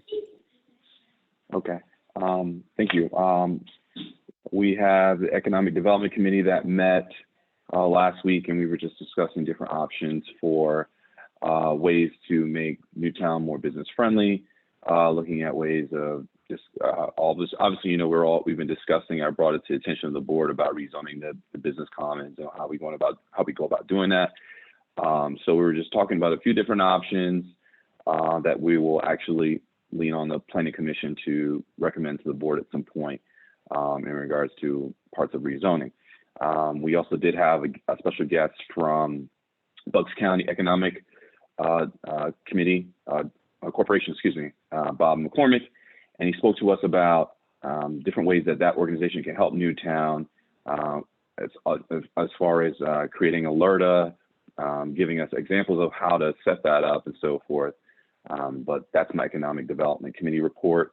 And then I also attended yesterday my first Newtown Newtown Sewer Authority meeting, which was very lovely. And I appreciate all the help and guidance from Mr. Shankman, and learned a lot about how our sewers work, and I look forward to learning more. And it was reorganization. I learned a lot about what that organization does, and looks like they do a nice job for our township and also the borough. So looking forward to reporting more to you guys next month, but thank you. And also, I do want to also comment on one thing. Monday is Martin Luther King Day, Day of Service. Let's get out there and make sure that we're doing something in terms of volunteer. Martin Luther King was a very, very important man to this country. I don't know necessarily if he didn't speak up and stand up for what he believed in, that I could be able to be on the board with you gentlemen today. And based upon everything that has been going on, especially last week, his words kind of resonate with me in terms of how we need to be better and be more inclusive of everyone that's either different, and just be more accepting of people's different views and figuring out a way that we can come together and not be divided. I think that, especially in these times, we need to remember that. And it's pretty timely that his day is coming up on Monday. So I want everybody to remember that, especially when things are being thrown out there in the media, and some friends may not be not talking to each other, and friends on the board may not speak to one another, or we're politically divided. I don't think Martin Luther King would ever have thought that, based upon what he said in that speech, that we would be in this position we are today. But I also am very hopeful, based upon that speech, that we can get better. There are some things that have done that in a positive way, and I think that we need to make sure that we continue to build on that rather than letting it be destroyed. And that's my last comment, and I appreciate the time. Thank you. Okay, thank you. I just want to mention that this board did have an executive session on the 8th for discussions of litigation. Okay, let's see, moving right along. No land development tonight. I'm assuming there is no engineer's report. Okay. Solicitor's report. Thank you, Mr. Chairman. Looks like the lone item on our report this evening involves a joint municipal zoning ordinance amendment that has been circulated to the townships I don't know whether this originated from Upper Makefield or from Wrightstown. It did not originate from Newtown, but this ordinance is an ordinance to add a clause to the existing definition of family at section 233 of the zoning ordinance that modifies what the definition of a family is. And the language that's proposed to be added says, quote, "who shall reside together a minimum of 30 consecutive days each year." The rest of the section is the same as it is. So the proposal is only to add a section that says, as part of the definition of family, "who shall reside together a minimum of 30 consecutive days each year." The Planning Commission reviewed the ordinance and determined that they were that they would ask that the following footnote be added, and I will read it, and that it states as follows: "Our intention in this ordinance is to express our concern for the stability and permanency of the neighborhood and not to pass judgment on the lifestyle choices of those who live in the household for an extended period of time. We seek only to avoid transiency, which tends to disrupt the, quote, sense of community and shared commitment to the common good," close quote. And that there's a citation to a Pennsylvania 2004 Supreme Court case. "There is no intent to discriminate, either expressed nor implied, beyond the stated meaning herein," close quote for the footnote. And the Planning Commission said that with this footnote, the Planning Commission recommended that the Board of Supervisors authorize advertisement and support the amendment. The ordinance amendment is before you this evening for discussion and potentially a motion to return it to the jointure with some type of recommendation as to the next step. So I will turn it back to you, Mr. Chairman. Okay, so I'm assuming we need a motion on this authorization. That would be correct. I won't, for purposes of discussion, I'll make a motion not knowing where the board is, but feel free to, advise. Well, I mean. You want me to hold off on that? I will. Well, I mean, we, for sake of discussion, what would the motion be? Motion would be to authorize township staff to send the proposed ordinance back to the jointure, recommending its advertisement for a public hearing with the condition that the footnote drafted by the Planning Commission is attached to the text of the ordinance. Okay. Do I have Good question, Mr. Sander. Does that footnote weaken or strengthen that at all? What's your opinion, Lee? I'm going to leave that up to the board to decide what it thinks about that footnote. I don't know if it does either of those, Mr. Davis. It's an explanatory thing that came from the Planning Commission. I don't know what the other two townships are going to, what their opinion of it is. I'm just sort of handing it to you and saying, here's what you have to work with. If you don't like the footnote. I'll make the motion then. If it doesn't weaken the case or anything, I make the motion. Have a second? I'll second it. A motion second, discussion from the board. My question was more mechanical. How we send them the If we send them something with a change and it has to go through the other two townships to actually agree to that change that we're putting in there. Anytime there's a change to anything with the jointure, it has to go through the whole loop again. Right. I particularly do not like this ordinance. I don't know what gives any of our townships the right to define what a family is. I think it's also a form of discrimination. I think it did derive first from Upper Makefield, because Upper Makefield was afraid that, I don't know, they would be getting squatters living in $1 million homes. And they were trying to redefine Airbnb usage, of which Airbnb is a $1 billion industry, which has its own guidelines as to what people can do and what people cannot do. I just find this to be unnecessary. Again, if I was in the mortgage business like I was years ago, I almost would consider this a form of redlining, because you're trying to keep certain people out. And what is the definition of a family? I have friends that are more family than my family. So I mean, you know, this to me is something that I don't know. And I know the old saying is people can sue for anything, but I think these are lawsuits waiting to happen, and that's just my opinion. So in essence, I don't care what is done with this authorization or ordinance or whatever you want to call it. I will not vote for it. Phil, that's good to know. I think what the main argument of the ordinance was to, yes, prevent short-term rentals.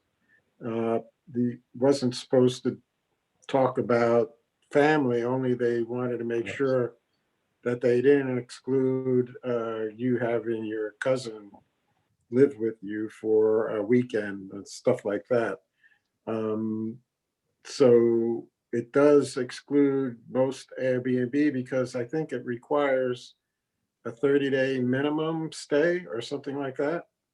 And Yes, that's correct, Mr. Mack. it would also allow people who go on vacation to rent their homes, I believe, that sort of thing. But it is really kind of laser focused on the Airbnb. And the concern I have is that, you know, when I talked to the Lower Bucks County Chamber of Commerce, they were trying to figure out a way how to promote Airbnb in Bucks County to get more tourists and to, you know, improve the economy of the area. So I'm not quite sure how big a deal Airbnb is in Upper Makefield, but I understand that their main concern was one particular homeowner who does not live in Upper Makefield, but rents his home out, you know, for short terms to many different people. And they felt that was a disruptive to the neighborhood, which I could see a point in that. If, you know, I don't know what a neighborhood looks like in Upper Makefield, but if there were somebody next to me, I mean, we're pretty closely packed here with what you might call a cluster development. But if there were different people coming and going every 3 or 4 days, it would get a little disturbing. But I think that was the purpose of the whole thing. Okay, anyone else? Okay, any comments from the public? Okay, I have a motion and a second. Call the question. All those in favor? Aye. Aye. Any opposed? No. Aye. Okay, passes 4-1. Wait, Okay. Excuse Excuse me? Was it 4-1? 4-1, yes. Okay, thank you. That And, concludes our report, Mr. Chairman. Thank you. Thank you. Managers report. Thank you, Mr. Chairman. General fund balance as of this morning is $2,035,688. Plan expirations before the board with no action required. And we have Chief Hearn for the police report this evening. Evening, Chief. Good evening, everybody. December 2020 police report. We documented 1,012 calls for service with a year-to-date total of 17,772 calls for service. Be advised, that's a 25% decrease from the previous year in 2019, where we handled 19,841. That's a major impact as a result of the COVID lockdown that was put in place. We logged 18,795 miles during routine patrol during December. Year to date, we had just under 240,000 miles patrolled on our patrol fleet vehicles. We had 10 arrests, 2 were narcotics related, 2 for theft, and 6 DUI related. So I want to stress again, please take Uber, Lyft, call a friend. Do not drive intoxicated or under the influence of narcotics. There were 12 new cases referred to detectives. There were 3 deaths that are being investigated, 1 natural, 2 pending toxicology reports, 3 frauds investigated. There were 56 crashes, 3 injuries, 18 non-injuries, 14 property damage, and we did have 16 deer collisions. So that also contributed to our traffic crashes. We had 41 traffic citations issued, 3 warnings. And like I said, the traffic citations was a reduction in that as a result of my mandatory request to limit contact except for exceptional offensive driving out there to protect our officers. We had 5 truck enforcement details, 2 with the task force, 37 total truck inspections, issuing 10 citations and 29 warnings. 2 vehicles were placed out of service. Year to date, as of my last report, checking on the websites, we have 940 deaths as a result of COVID cases, just under 32,000 positive cases in Bucks County total.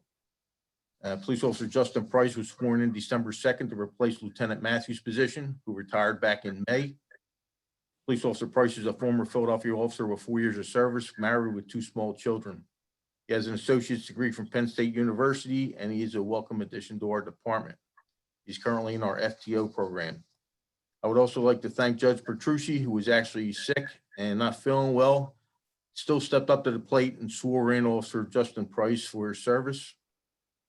On December 16th, we did have a snow emergency in effect in the township. There were no police department issues. On December 6th, we had our annual Shot with a Cop program at Target in Middletown. There were 110 children. I want to thank Corporal Paul Deppy for organizing, along with numerous other Newtown officers who volunteered their time, and our local donors who made a child's holiday a little brighter. As you know, 2020 has been a trying year for our police agency. We had COVID.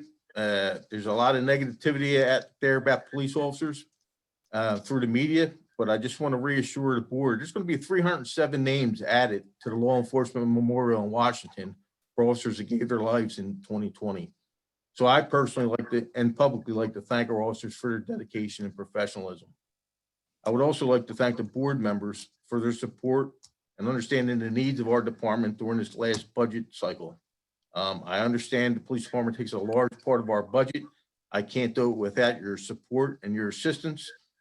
Trust me, I will do everything I possibly can to try to reduce costs and minimize costs of our agency. But in order to protect the community, I need some certain funding. So thank you for your support in that. And even though this was in the month of December, but as you're aware, we had 2 carjackings, one the end of November and one the beginning of January in our township. Both cases were successfully solved and both parties were apprehended safely without any injuries to the public. On the second one, on the first one, the public was actually struck by the fleeing vehicle. But my understanding is they're doing okay. Frauds are continuing in the township, so please do not give your personal information out, and I'll be happy to answer any questions you may have. Any questions for the chief? Yes. I have a question, Mr. Chairman. Go ahead. I have a question. Dave. Or, Go ahead. hey, Chief. How are you, man? Happy New Year. Good, sir. How you doing, boss? Doing well, doing well. Can you elaborate on the carjackings? I mean, when the last one specifically, when that gentleman got into the 18-wheeler and was taking it down the bypass, I mean, how all our officers are on that, correct? The majority of them? Every officer was basically dedicated down to that vicinity because we were unsure what direction the truck went in. It was I can't go into specifics with the actual case itself, but the information is Right. the gentleman attempted to carjack numerous vehicles, attempted to gain access to a female that was occupied inside of her car while waiting for the traffic light. He was unsuccessful because the female successfully fought him off and drove off. He then confronted a heavy-duty tri-axle dump truck that went to the aid of the female. There was a little altercation, and he manages to jump into the dump truck and flee. Flash information was broadcasted out. As a result of that flash information, we had multiple jurisdictions surveyed for that vehicle. The Pennsylvania State Police were receiving reports, as well as us, of the vehicle traveling southbound on 95. The vehicle was pursued southbound 95 to Street Road, where the male was apprehended and positively identified. Okay, thank you. And would you say that since you've been here, has there been an uptick in unusual activity? Unfortunately, I hope I'm not to blame. We have had some, a couple incidents. I'm not blaming you. I'm just asking you. We are having a couple unusual incidents from my experience and from talking to other officers here that really haven't been occurring here in Newtown. But we are recovering firearms. We are having violent crimes occur at certain times, and we have to be prepared to respond. Unfortunately, we never know when these crimes are going to occur. So we have to have our resources out there capable of responding, plus providing protection and security to the rest of the township that still may need our help as well as Wrightstown. Well, I don't want to speak for the board, but I'm sure everyone will agree with me when I say that, tell everyone in the department, thank you for what they do. We really appreciate it. We're happy to support any way we can. My second question, what do you think about, did you hear Mr. McCarron's comments? What do you think about that? Yes, I have. Obviously, we talked before, myself and you and the other board members. I'm a firm believer in a diversity in your pool of hiring. It's beneficial for the department. It's beneficial for the township. I don't think Mr. McCarron's numbers are accurate. I wouldn't necessarily hire 3 because I believe that would be unfair to other applicants who are also seeking employment here. We are actively recruiting. There are certain requirements that are required to become a police officer in the township. You need to have the training. You need to have a testing process in place. That's so you get the right people for the job. When you're calling 911 for assistance, whether it's the police department, the fire department, a medic unit, you don't care what diversity they're coming from. You're just looking for somebody that can competently, professionally handle the problem that you're currently having. We are actually actively recruiting. And when you look at our demographics of our township, it should be reflective of the community that we serve. And unfortunately, we are 95.33% Caucasian up in this general area. I think we're 1.5 African American, and we're actually 2.3 Asian. So I'd take any one of them, but they have to apply and they have to meet certain standards in order to get hired for the police department. And your background checks have to be in place. Otherwise, you risk the liability of the township, the reputation of your department, and go into character. You talked about Martin Luther King. I could care less what color, what gender, what race you are. It doesn't matter to me. Your quality and your willingness to provide service to the people, and also willing to lay your life down if need be.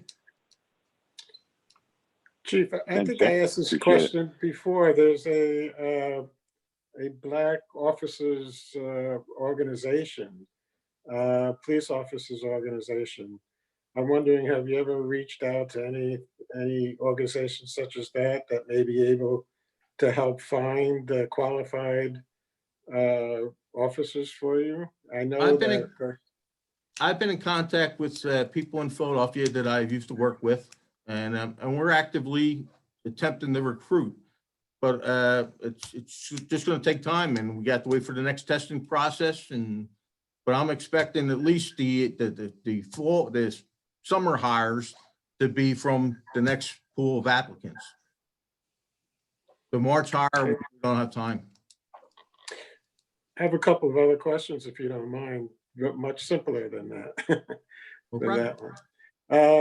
Some residents have been asking me about certain kinds of revenue that the police department may be able to generate. And the specific question was regarding all the false alarms. I noticed about looking at your report, on average for the last 2 years, you responded to about 1,000 false alarms per year, very few in Wrightstown, and I guess most of them are business or home, but people were asking, do you charge do you get some reimbursement for fees for false alarms, and what is the policy?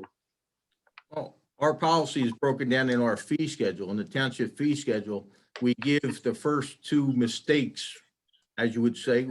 We don't want to hammer our residents. The police department's not in the business of revenue generating. We're in the business of making the public safe. The first two alarms for a certain location, exact location for the same reason, we don't charge them. The third violation, if we're going back to the same place over and over again, they will be cited and they are charged. Can you give me an idea of what that fee is? I don't have the fee schedule with me. I believe it's probably $75. I don't have it with me, John. Okay, I imagine it doesn't generate a lot of revenue, but it was just something I promised residents I would ask you about. No problem. The other thing, what was the other thing I wanted to ask you about? I think that was it, probably. Thanks very much. I had a quick question. Chief, if I may, you quoted a statistic around COVID, and I wasn't sure if I heard the numbers right. It was like 90. 1 second. Yeah. Based on Bucks County's total count, was when I did this report the other day, was 31,889 positive cases with 940 deaths. Just so you know, I get 3 different reports from 3 different agencies, so it depends on who's actually reporting. The numbers fluctuate based on whether it's coming from the Delaware Valley Intelligence Center, from Hopkins University, or from Bucks County itself. Understand. In that general area, though. Understand. And what threw me was that was a Bucks County result. Bucks County result. Okay. Thank you. John, why I got you. I do have a year-to-date total for alarms, permits, and penalty fees. We generated in 2020, $11,110. Really? Yes, sir. Pretty good for somebody whose job it is not to generate revenue. We're not in the revenue business. I'd rather them fix their alarm. I don't want to go after their head. But I did remember the other question I wanted to ask. Is something I discussed with Mr. Lewis, and since you mentioned the truck enforcement that you've been doing, I think, is this the proper time, Mr. Lewis, to bring this up? Yeah, we can bring it up now. You know, I think all the supervisors received a letter from our PA representative, Perry Warren's office, regarding truck traffic on Stupeville Road, heavy truck traffic. A resident was complaining about this traffic and asked if there was something that could be done to limit truck traffic on Stupeville Road. And she started a petition, and Mr. Warren was suggesting to the township that we might be able to ask PennDOT to do a traffic study and so on. And I know that Mr. Lewis has been discussing this with PennDOT, this issue with PennDOT, and maybe Mr. Lewis could just inform the public about the history of this a little bit, if you might. Sure. I mean, anytime you have truck traffic in residential areas, you're going to have concerns, and the concerns are no different than we had previously heard about Swamp Road. And I have reached out to PennDOT, and I have reached out to the people that are concerned, and we have had several discussions. Stupeville Road is a state road. It's owned by PennDOT. What they're requesting is for us to do to authorize PennDOT to do a truck study. Now, I asked PennDOT, quite frankly, what is going to come of a truck study, and they said probably very little. The road lanes are wide enough. Trucks have been using Stupeville Road for 80 years, or however old that road is. They don't think speed's an issue. And they don't have the crash history to make a recommendation to shut down Stupeville Road to truck traffic. So the natural progression of the discussion turned into, well, what can we do? So I have been in touch with them. So they are going to do a speed study, which is going to include the trucks that come down that road in the speed study. Right now, Stupeville Road changes from 40 miles an hour to 45. So it's hard to enforce, for chief to enforce speed restrictions if there's questions on where the speed limit changes. So we're going to look at making that, if it's possibility, to make it a consistent speed all the way across the whole stretch of the roadway. The other thing that seems to be the cause of a lot of these complaints is maintenance. Whether it's shoulder maintenance, whether it's ponding water, potholes, shoulder width, shoulder construction, all of that stuff is maintenance. It is not cause to ban truck traffic. So PennDOT is going to reach out to their maintenance department and see what they can do, even if it's as little as putting some guide marks and reflectors around those islands that are out on Stupeville Road for traffic calming purposes to make the road a little bit more visible. So we are actively working with PennDOT. We have a good working relationship with PennDOT, and we'll continue to work with them and try to make that road as safe as we possibly can. Sort of along the same lines we did with Swamp Road situation. I know there's a competition between residents on Stupeville Road and Swamp Road about this issue because the trucks have to go somewhere, either one of the two. And I know the chief has been out there making truck inspections. Maybe the last one was in November or something, and maybe there'll be May today. Maybe today. Oh, cool. Oh, so residents should be aware of that. But one resident in your neighborhood, Dennis, was complaining about more about Wrightstown than Newtown, where the quarries are located. He contends that these quarries are now open 24 hours a day and maybe 6 days a week, and complaining about the trucks rumbling through at 5 a.m. in the morning and not obeying what's the rule about the brake things? Engine brake retarders. Brake retarders and so on. And he suggested that maybe we talk to Wrightstown to see if they have any control over when those quarries are open for business to maybe limit the truck traffic at certain times of the day, because, I don't know, but they complain about, trucks rumbling through at 5 a.m. in the morning. I don't know, maybe that'll be an issue to bring up at Wrightstown, which, by the way, has not paid its assessment fee. So, yeah, it's in the mail. Certainly we could, discuss that. But yeah, and I thank Mr. Lewis for mentioning that there's, sensitivity to Stupeville, Swamp Road, but there actually isn't one alternative. I don't know if the trucks would like to put the extra miles on. You go up to 5 Points. There is a turnaround for, you go up 232. You make the right and do that turnaround at 5 Points and come back down 413. Right past Brighton. Yeah, good road all the way around down to the bypass. I don't know that they'd want to drive that extra bit, but it is an alternative. Well, anyway, so I guess there could be a consensus that we might be able to at least bring this issue up at the jointure in the future. Don, the only other thing I would tell you is inform the people along Stupeville Road. We continually monitor traffic out there with our truck enforcement unit. We do speed details, directed patrol details. We do enforce the motor vehicle code along that stretch of the corridor. So we can do the best we can. I've talked to numerous residents out there myself. So we will do, but unfortunately it's a state highway and that they're entitled to use that road. Well, and the fact that Mr. Lewis is working with PennDOT and they've agreed to do at least some kind of a traffic study, and maybe there are some improvements in maintenance and so on that can be done. So to prevent accidents, which is one of the major things, you want more safety if possible. So thank you.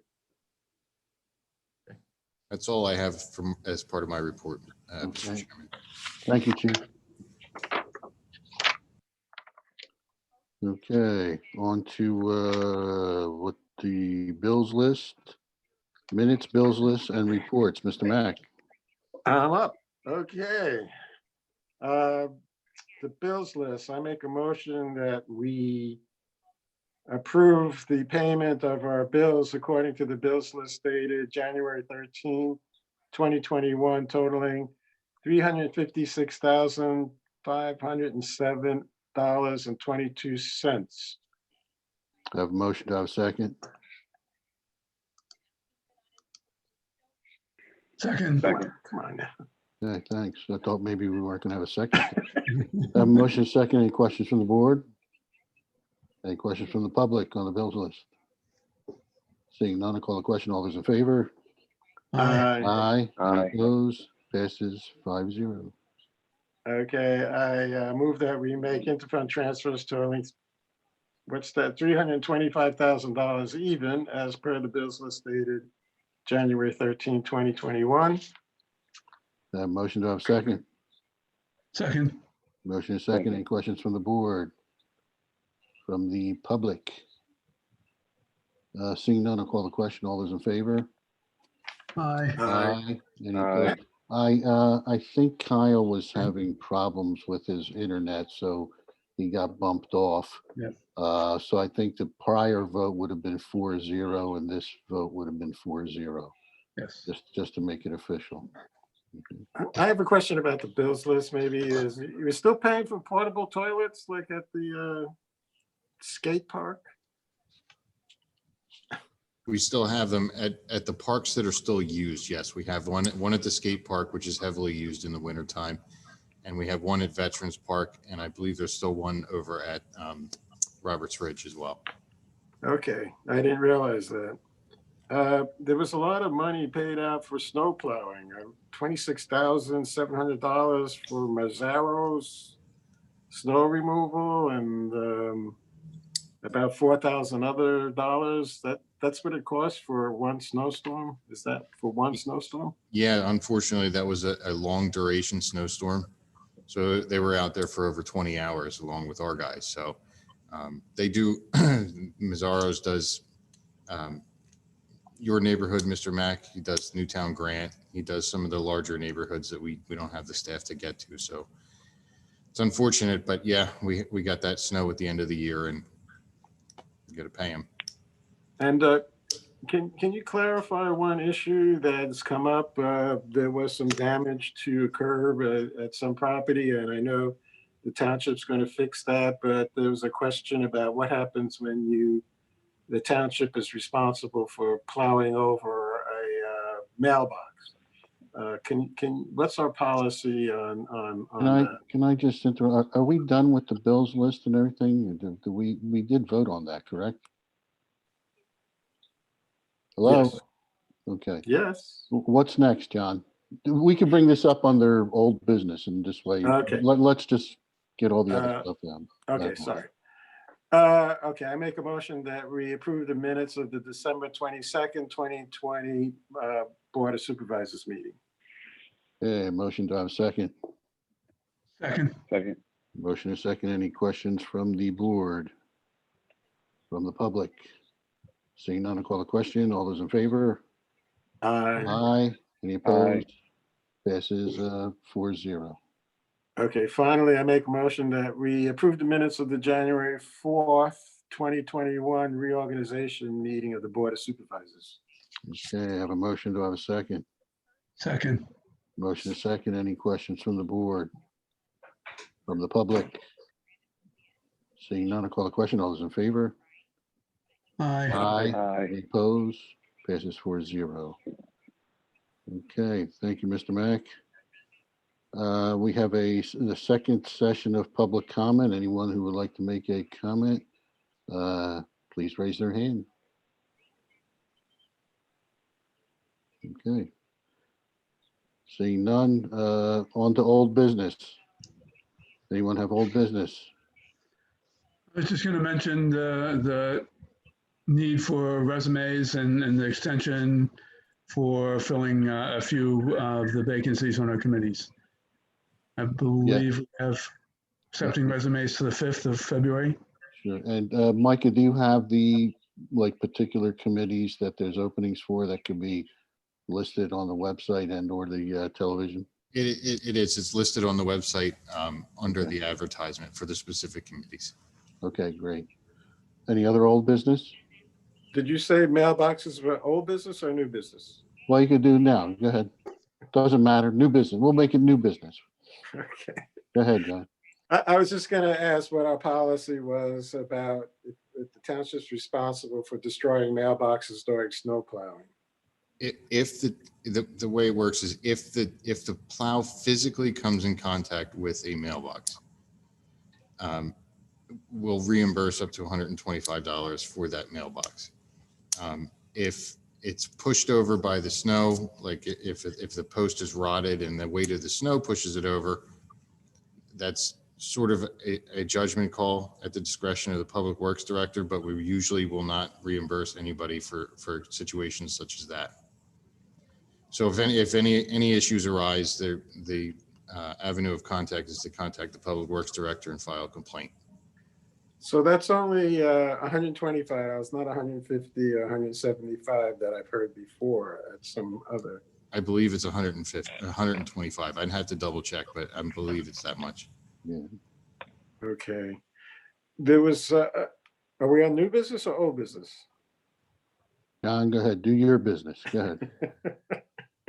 The other question I want to ask, the Public Works Department, we've had reports from the chief of the police department. He comes there every month and he sits in the meeting. We know who he is and we're really glad to have him here. And also the fire chief makes a monthly report regarding the emergency services department. But we never hear from Mr. Joe Scavone. Is that how you pronounce his name? I never get to see him at one of these meetings. I don't think we need to see him maybe every month, but every couple of months, it would be nice, I think, if he came and made a report. I know he submits a report. I'm trying to find it in all these files here, but it would really be nice if he came and he could answer some questions that we might have as a department head. And I know I asked this before, Micah, so. Mike, I'm sure there wouldn't be an issue with Joe making a report maybe, I don't know, once a month, once every 2 months, or Quarterly even. or quarterly. Well, I think once every 2 months would be great because then we can get stuff in there about snow plowing and other things, Okay. And I was going to suggest maybe Park and Rec too. Well, provided they're doing something. They used to give a report regularly. Andy would come up and give, but I think Park and Rec is, kind of looking for things to do nowadays, especially with COVID and stuff like that. So, and the reason I asked, I think the Public Works Department does a lot of work, and they should, be able to be recognized and make sure that the public knows exactly what they're doing. And I think the best way would be at a public meeting. So I'm glad to hear that. Thank you. absolutely. We'll have Micah schedule something with that. Okay. Any other new business, old business, monkey business, whatever you want to throw out there? I see Mr. Shono has his hand up there, but. Oh, okay. Public comments over, but go ahead, Mr. Shoner. Yeah, for some reason I tried to raise my hand. Can you hear me? Yeah, I hear you. Yeah, we hear you. Okay, yeah, for some reason I got locked out on the video, so I was having trouble raising my hand. Only question is, the COVID vaccine coming out. Will information be distributed through, I guess, the Bucks County Board of Health locations? Because I was trying to research that a little bit today, and I was coming up with dead ends on when it's being released, where it's going to be distributed, when it will be available, who's qualifies. I know there's some general guidelines on age and first responders and all that. But I couldn't find like one reliable location that has what the PA or Bucks County is doing for distribution and notifications. I just got a notification by a resident regarding pre-registration that just went live. I can give you the website address. I think Micah may have information on this. Micah, do you have anything? Any updates? We have a direct link to the county COVID website on our link. We just updated it yesterday with their latest information. So if you go to our website, we have it right on the homepage. Okay, and it's called the county website link. Yeah, it's Bucks County Health Department link. Okay, yeah, Bucks County. All right.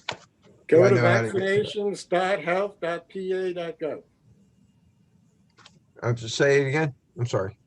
Vaccinations.health.pa.gov. Okay. I just pre-registered myself. Great. I don't know what that means, but that can be done at vaccinehealth.gov. All right. I'll find it. Okay. Thank you. You're welcome. We have no need for an executive session tonight. Correct? Correct, Mr. Chairman. Okay. So I will take a motion to adjourn. So moved. Okay, without objection, we are adjourned for the evening. Be kind to your neighbor. Yeah, be kind to your neighbor. All right. Thank you, everybody. Agreed. Take care now. All right.